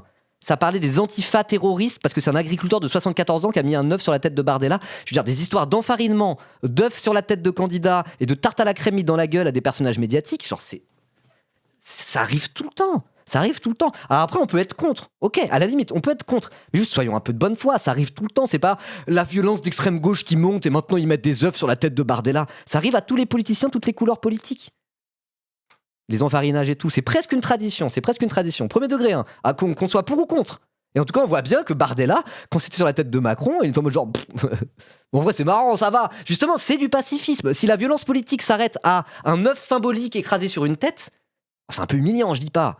Mais si ça reste de l'action qui est de l'ordre du pacifisme, il n'y a pas d'armes, il n'y a pas d'agression à proprement parler. C'est comme taguer des trucs, c'est interdit de taguer des trucs. Mais si le mode d'action illégal, entre guillemets, c'est taguer des trucs et enfariner des politiciens, on n'est pas dans la violence politique. C'est pas de la violence politique, ça reste de l'ordre du pacifisme. Ça reste, on va dire, c'est de l'illégal pacifique. Vous voyez ce que je veux dire ? Comme il y a certains trucs de désobéissance civile, tu ne respectes pas la loi, mais le but, c'est pas de faire de la violence. Ça reste un mode d'action pacifique. Vous voyez ce que je veux dire ? Ça reste illégal, mais c'est pas de la violence. Et bah c'est ça, le truc des œufs sur la tête et des enfarinages. C'est ça, en fait. Et donc, ça fait partie de la France. Et justement, si on se dit que c'est ça, les trucs illégaux, les modes d'action politique illégaux en France, bah c'est bien. C'est plutôt une bonne nouvelle. Il vaut mieux ça que de la violence politique. Voilà. 9, jeu de mots avec le mot œuf. Quand ça concerne les autres, en fait, ça vous amuse ? La manière dont je le dis, ça vous fait rire, c'est ça ? Oh là là ! Pauvre, tu as fait une bêtise et tu es face à la CPU du collège. 9, jeu de mots avec le mot œuf. Quand ça concerne les autres, en fait, ça vous amuse ? La manière dont il a de parler, ça vous amuse ? Il remonte un peu à la fin de sa phrase. Et il parle comme le CPU du collège. Allez, donne ton carnet, Jean-Philippe. Je veux pas savoir qui a commencé, Jean-Philippe. Tu commences à me fatiguer, là. Je m'en fiche de savoir qui a commencé. Alors déjà, tu me donnes ton carnet. Je vais appeler tes parents, déjà, ça c'est sûr. Tu me donnes ton carnet, je te mets un mot dans le carnet et j'appelle ce soir ta maman. Je l'ai eu la dernière fois, il y a 2 semaines au téléphone. Elle était déjà pas très contente. Donc je serais toi, je ferais profil bas. Je ne sais pas. Jordan Bardella, je le crois, il avait 17 ou 18 ans. Voilà. C'est votre réponse. Bah, c'est la vie, en fait. C'est pas de très bon goût, Non, mais quand vous avez 17 ou 18 ans, vous n'avez pas la même attitude que quand vous êtes responsable politique. Enfin, ça me paraît évident, en fait. Vous voyez, c'est... Et vous, t'es streamer maintenant, plus prof. Être prof, c'est comme avoir une addiction. Quand on a une addiction, on peut ne plus consommer. On peut être alcoolique. Tu consommes plus d'alcool, mais tu restes alcoolique. T'es un ancien alcoolique. Et donc, du coup, t'as encore ton addiction. Et le but, c'est de te retenir. Et où normalement, ça va, tu peux atteindre un équilibre. Mais on dit souvent ça dans les milieux d'addiction, c'est que quand tu as une addiction, c'est pour la vie. En fait, tu dois apprendre à te battre et gagner contre cette addiction, mais t'es pas addict toute ta vie. Tu restes addict, en fait. Voilà. C'est-à-dire que si t'as arrêté le cannabis et que t'étais un gros fumeur pendant 10 ans, 30 ans après, il y a encore une partie de toi qui a envie de te fumer un joint, quoi. Et bon, moi personnellement, de mon expérience avec les addictions, je confirme. Et j'ai toujours entendu ça dans tous les milieux en rapport avec la réduction des risques, etc., etc. Et bah, prof, c'est pareil. Même si t'es ancien prof, tu restes un prof toute ta vie, quelque part, quoi. Voilà. C'est incroyable parce que vous dites pas, on a l'impression qu'il a fait ça en tant que président du Rassemblement national. Il a évolué depuis, vous dites. Mais tout le monde évolue. Et justement, je suis sûr qu'à 17 et 18 ans, vous n'étiez pas la même qu'aujourd'hui. En tout cas, moi, j'étais pas la même et j'avais pas la même attitude, j'avais pas le même comportement. Il y a des choses qui m'amusaient en privé qui m'amusent pas en tant que responsable politique. Vous n'avez pas forcément conscience, de la gravité, effectivement, de ce genre. On vous entend, il faut qu'on avance, Jean-Philippe. Il faut qu'on avance. Elle avait déjà fait ça, Raphaël Glucksmann. Elle coupe l'invité dans ses réponses. Elle va genre, bah les couilles, il faut qu'on avance. En fait, je m'en branle de ta réponse, Jean-Philippe. Je commence à bien aimer le plateau de France Info, mais uniquement quand c'est Raphaël Glucksmann et Jean-Philippe Tanguy. En tout cas, je trouve que c'est divertissant. À minima, c'est divertissant. Je dirais pas que c'est des bons journalistes, mais c'est divertissant. Vous n'avez pas forcément conscience. Ah bah tu vas, voilà, Vec Gaming qui dit le journalisme est imbuvable à notre époque. Mais tu sais ce qui est drôle, Vec Gaming, toi qui es de droite, c'est que nous, quand on voit Agathe Lambray avoir la même attitude face à un Manuel Bompard, on est en mode genre putain, saloperie de journaliste de merde. Et vous, la droite, peut-être que vous vous dites oh, bon, pas mal France Info quand ils mettent le nez des LFI dans leur caca. Hihihi. Bah nous, c'est pareil en inversé, figure-toi. Voilà. Tu regardes aucun journaliste, frère, mais qu'est-ce que tu fais sur un live où on réacte au plateau télé à ce moment-là? Tous des débiles. Bah installe-toi alors. Bah justement, on les critique comme étant des débiles un peu. Je comprends pas où on en est entre nous avec gaming. J'arrive pas à savoir si on est un peu copains ou s'il y a l'insulte qui va partir très rapidement, tu vois ce que je veux dire? Ça peut partir en embrouille sauvage à chaque moment, quoi. On est en train de se... Je m'intéresse à ton live, sois content. Ouais, je suis content. Mais bon, t'as compris ce que je voulais dire. De la gravité effectivement de ce genre. On vous entend, il faut qu'on avance, Jean-Philippe Tanguy. Justement, Oui. à propos de Jordan Bardella, Xavier Bertrand, qui était à votre place hier sur France Info, a dit ceci. Écoutez.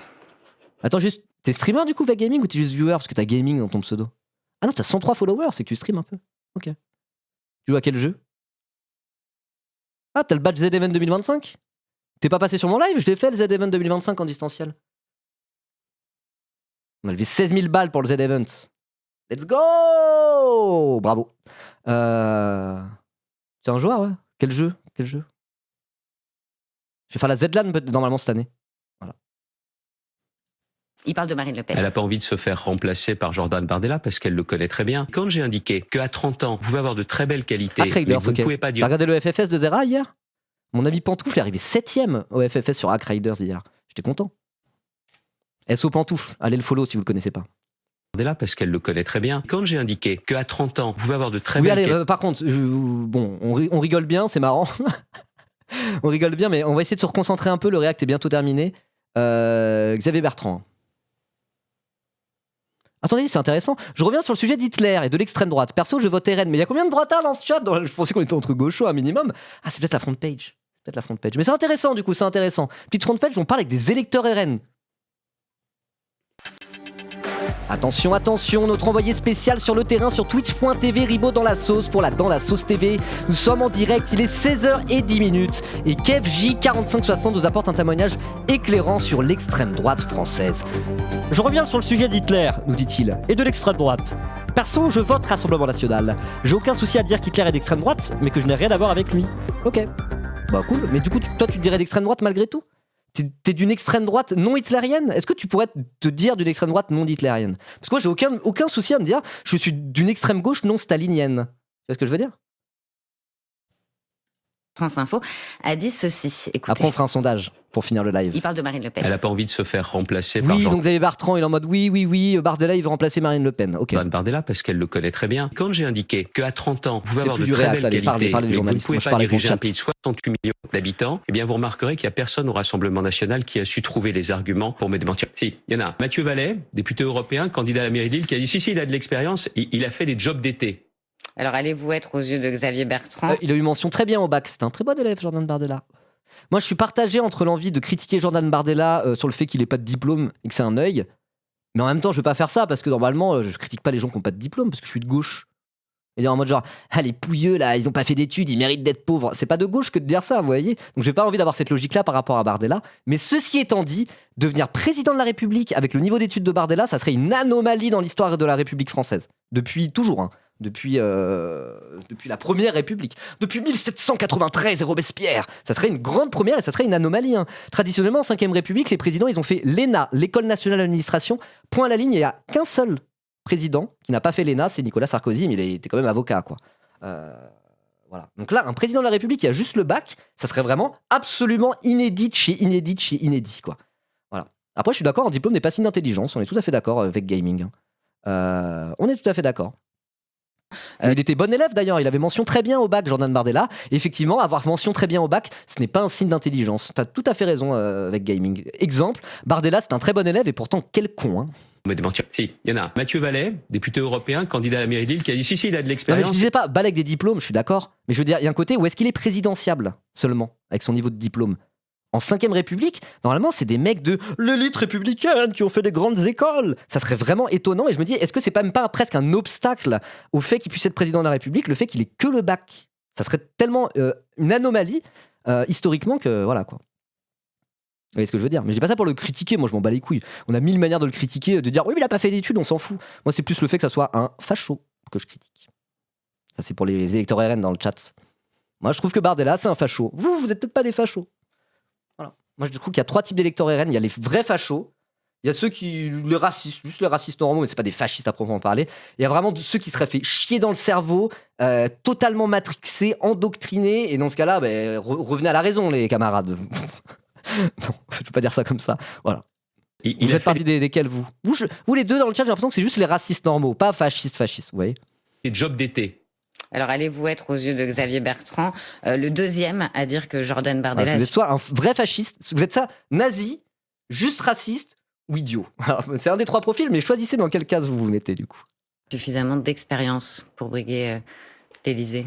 Non, mais il a suffisamment d'expérience et les Françaises et les Français lui reconnaissent. Ils lui ont donné 2 fois la victoire aux élections européennes. Et s'il n'y avait pas eu les magouilles du 2e tour aux législatives, il serait Premier ministre et la France s'emporterait. Attends. Attendez, spammez pas, j'essaie de lire le chat, CEA, casse-toi. Stop spammer. C'est intéressant. Mais du coup, j'ai perdu le message. Bah merci. Si Yosi89 qui dit moi je vote RN pour le côté social. J'arrive pas à dire si c'est de l'humour ou pas. Ou s'il y a vraiment beaucoup des électeurs RN dans le chat parce que je suis en front page. Bien mieux. On n'aurait pas des suspicions sur. Parce que si c'est ça, vraiment, tu t'es fait embobiner, mon ref. Enfin, quel côté social? T'as pas vu Bardella aller sucer le MEDEF là? En mode genre, c'est moi qui serais le plus pro-patron. Ils ont aucune cohérence, y a pas de côté social. À la limite, on pouvait le croire au moment donné où la ligne de Marine Le Pen était hégémonique dans le parti. Mais là, depuis 2024, genre, y a plus de ligne sociale. Ils sont en mode, on n'a plus rien à foutre. On va être plus libéral que les libéraux. Pouvoir piquer encore du fric aux épargnants avec le livret A, on n'aurait pas la hausse de la CSG d'1,5 milliard. La gauche utilise les étrangers pour obtenir des voix, mais les étrangers n'ont pas le droit de vote en France avec gaming, t'es complètement con ou quoi? C'est vous qui utilisez les étrangers pour avoir des voix. Qui est le parti qui parle tout le temps des étrangers? Il y a trop d'étrangers en France. C'est le Rassemblement National, donc il y a des gens qui vous disent il y a trop d'étrangers en France, votez pour nous, et vous faites ah oui, il a raison. Et c'est nous qui utilisons les étrangers? Allons bon. Un Nutri-Score pour expliquer aux Françaises et aux Français qu'ils ont besoin de sur l'immigration pour s'occuper de jamais. On parle de Bardella, vous répondez sur l'immigration. Immigration italienne, portugaise, espagnole ou polonaise? C'est-à-dire que si vous voulez, le Nutri-Score, vous l'avez rejeté alors que c'est une mesure de santé publique. Non, pas une mesure de santé publique, c'est une mesure pour expliquer aux Français qui ne savent pas que manger un gâteau, italien ou c'est un petit portugais. plaisir. Les Français n'ont pas besoin de ministres et d'un État nounou pour leur Bon, j'ai juste envie de discuter avec le chat, là, on est en front page, il faut en profiter pour parler avec la droite, c'est intéressant. expliquer ce qu'ils doivent manger. Tout le monde sait il faut pas manger trop de Nutella et que le coca sucré... Bon, je vais arrêter le react ici, je commence à en avoir marre. En tout cas, je vais arrêter au minimum la VOD YouTube, là, je vais faire mon petit truc. On s'arrête là, je peux plus Bardella, on l'a imité, on a rigolé, là, il se passe des choses marrantes sur le chat, donc 2 choses. Si vous regardez la vidéo YouTube, il n'y aura pas la fin, tant pis, abonnez-vous quand même, tout ça. Et puis venez sur le live directement, on rigole, il y a des moments, il se passe des trucs avec le chat, on se marre bien, c'est fun, c'est cool. Venez sur Twitch. Allez, ciao. Hop là, ça c'était pour la capsule, comme ça c'est bon, on peut parler, je peux totalement m'en battre les couilles de Jean-Philippe Tanguy et juste répondre au chat. GG italien. Ah, c'est pour ça que t'aimes bien Bardella. C'était sûr. C'est pourquoi c'était sûr, tu sais pourquoi je le savais? Parce que si t'avais été issu de l'immigration africaine ou maghrébine, bah t'aurais dit je suis moi-même rebeu ou mais je suis noir frérot, tu vois, un truc comme ça. Mais là t'as dit je suis issu de l'immigration sans préciser que c'était arabe ou noir. Donc je me suis dit a priori c'est un italien, un espagnol ou un portugais ou peut-être un polonais. Voilà. Moi je suis issu de l'immigration aussi, ça se voit pas. Hein. Ah, je suis bien blond aux yeux bleus. Hein. Attends, je suis issu de l'immigration. Voilà. C'était un peu plus longtemps, mais je suis issu de l'immigration ashkénaze. C'est pas de l'eau, voilà, tout le monde le sait. Il faut arrêter de prendre les Françaises et les Français pour des imbéciles. Pardon de vous couper, mais il faut vraiment qu'on vous pose la question. Après, il y a un point commun entre toi et moi avec gaming. Oui, on est issu de l'immigration, mais on est blanc quand même. Voilà. Aujourd'hui, la question qui s'épanche. Dans les colonnes du magazine Elle, en kiosque ce matin, article sur le fait que désormais Jordan Bardella est en tête des intentions de vote des hommes homosexuels au premier tour de la présidentielle. Et là, une petite phrase nous intéresse. Oui, les Italiens étaient victimes de racistes à une époque, hein, de fou. Hein. De fou. Les Espagnols et les Portugais aussi, hein, c'était en mode ces pays méditerranéens, gna gna gna. C'est à l'époque où c'était une population tout juste immigrée qui arrivait, qui était pauvre. Ils étaient ultra stigmatisés. Hein. Il y a une photo ultra connue là, d'une entrée d'un restaurant avec écrit interdit aux chiens et aux Italiens. Quoi. Et ouais, hein. C'est pour ça, avoir un Bardella aujourd'hui, c'est en mode genre, oh là là. Moi-même aussi victime de racisme. Quand italien, ça va, hein, ça va. Je dis pas ça en mode tranquille, hein. Effectivement, il y a eu du racisme anti-italien. Mais bon. On est à l'ère de Bardella, leader de l'extrême droite. Hein. Voilà. Et j'ai envie de dire, moi qui suis d'origine ashkénaze, on peut dire pareil. Hein. Genre, on a l'ère de Zemmour, président de l'extrême droite, alors qu'il est juif. Donc il y a des trucs comme ça, quoi. On n'est ni noir ni arabe, toi comme moi. Donc en termes de racisme, on n'est pas en première ligne. Agathe, vous dites, j'ouvre les guillemets, discriminer toute sa vie à cause de son nom. Marine Le Pen a cette même... Stop le RP, et je m'inclus dedans. Blessure que les homosexuels, elle les comprend comme Mylène Farmer, c'est-à-dire... Bah, je pense que c'est très clair. Quoi J'ai pas suivi, t'es sur le chat. Quoi? C'est quoi cette histoire? En kiosque ce matin, article sur le fait que désormais Jordan Bardella est en tête des intentions de vote des hommes homosexuels au premier tour de la présidentielle. Et là, une petite phrase nous intéressait avec Agathe, vous dites, j'ouvre les guillemets, discriminer toute sa vie à cause de son nom, Marine Le Pen a cette même blessure que les homosexuels, elle les comprend comme Mylène Farmer.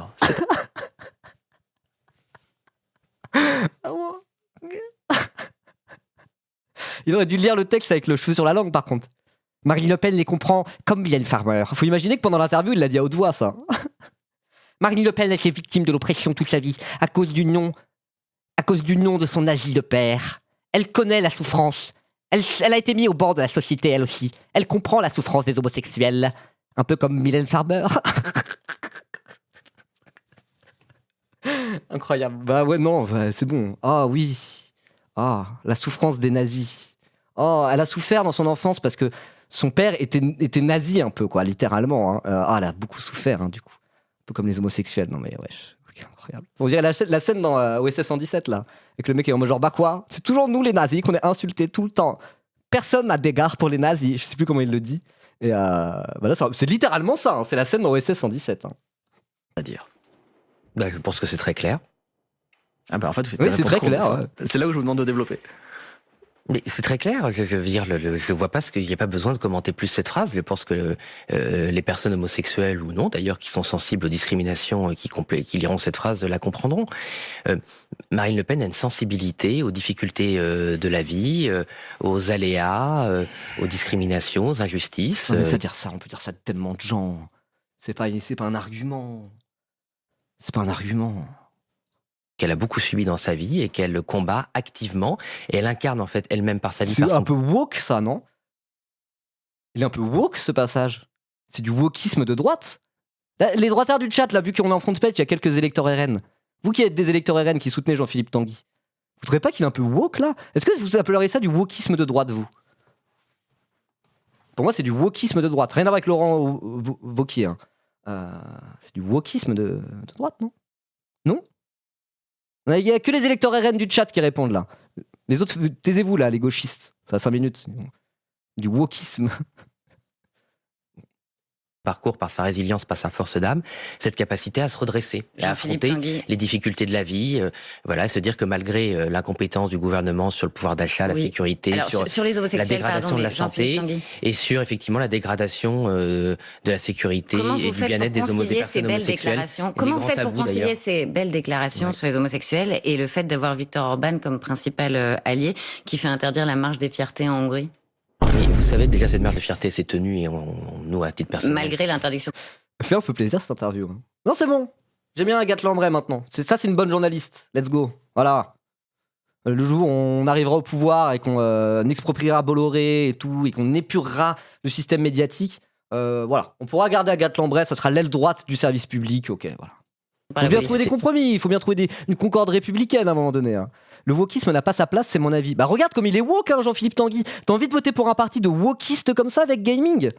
T'as vu comme il est woke? Ça, c'est du wokisme chimiquement pur. Elle a vécu l'oppression dans sa chair et maintenant elle combat toutes les oppressions. C'est du wokisme. Arrête de voter RN. T'as qu'à voter pour, je sais pas, Jean-Luc Mélenchon. Lui aussi, il a un côté un peu autoritaire, là, comme l'extrême droite. T'aimes pas un peu? Est tenu et il n'y a pas eu comment dire Il peut avoir une poigne de fer normalement. T'as peut-être un côté un petit peu césariste où alors les grands hommes pour redresser la France ça pourrait te plaire. Souvent l'extrême droite c'est des figures qu'on aime bien hein. Plus qu'à gauche malgré le fait qu'on a un Mélenchon, c'est un petit peu le truc paradoxal par moment. Voilà. Hein. Mélenchon il a ses petits côtés sulfureux aussi. Hein. C'est pas un truc de je vais parler comme vous. C'est pas un truc de cuck que de voter Mélenchon. Les cucks ils votent pas Mélenchon. Hein. Un truc de vrai bonhomme. Hein. Allez, je tente de convertir des électeurs RN. C'est comme ça qu'on va aller chercher les fâchés pas fachos. Faut leur dire, ah ouais, trop cuck, Jean-Philippe Tanguy, vous avez vu? Votez pour un vrai bonhomme comme Jean-Luc Mélenchon. Si Ruffin avait eu cette ligne-là, peut-être qu'il aurait réussi sa stratégie. Hein. Aïe, aïe, aïe, on rigole bien. Hein. De conséquences, voilà, ça c'est pas. Mais si je réponds à la question, mais non, mais la Hongrie est un pays souverain, voilà. Et moi, pas voter je suis pour un pays Tchad souverain. Comme Jean-Luc et Mélenchon. c'était par exemple, il y a une espèce de serial killer qui visiblement a tué 4 personnes homosexuelles. On s'en fout, Jean-Philippe Tanguy, de tes serial killers hongrois, allez, ta gueule. Des journaux. Il faut qu'on termine. On en a Il faut qu'on termine. Monsieur Tanguy. Au fait que maintenant dans notre pays on tue les homosexuels et que le gouvernement est incapable de protéger les homosexuels contre la mort, pas contre les histoires surréalistes qu'on raconte pour faire peur aux gens. Merci Jean-Philippe Tanguy, merci Paul. Merci Agathe. Vous restez avec nous dans un instant, les informés avec Renaud Dely. Ah non, pas les informés avec Renaud Dely, pitié, tout sauf ça, non. Non. Ah non, non, non. Ah non, non, non, non, non, non, non. On a combien? On a 5h26 de live, c'est pour ça que je commence à être en mode genre... Salut, tu vas parler de Sainte-Soline? Non. Là, ça fait 5h26 qu'on live. Je commence à être tout mort. Vraiment, je commence à être tout mort. J'ai beau avoir mangé, là, je suis KO. Restez un peu cependant, parce qu'on rigole bien. Et du coup, alors, je vais peut-être laisser un peu plus longtemps que prévu dans la VOD. C'est peut-être là. Il y avait une fausse outro de la VOD. Mais abonnez-vous quand même, quoi. Voilà, je mets un autre repère sur le truc.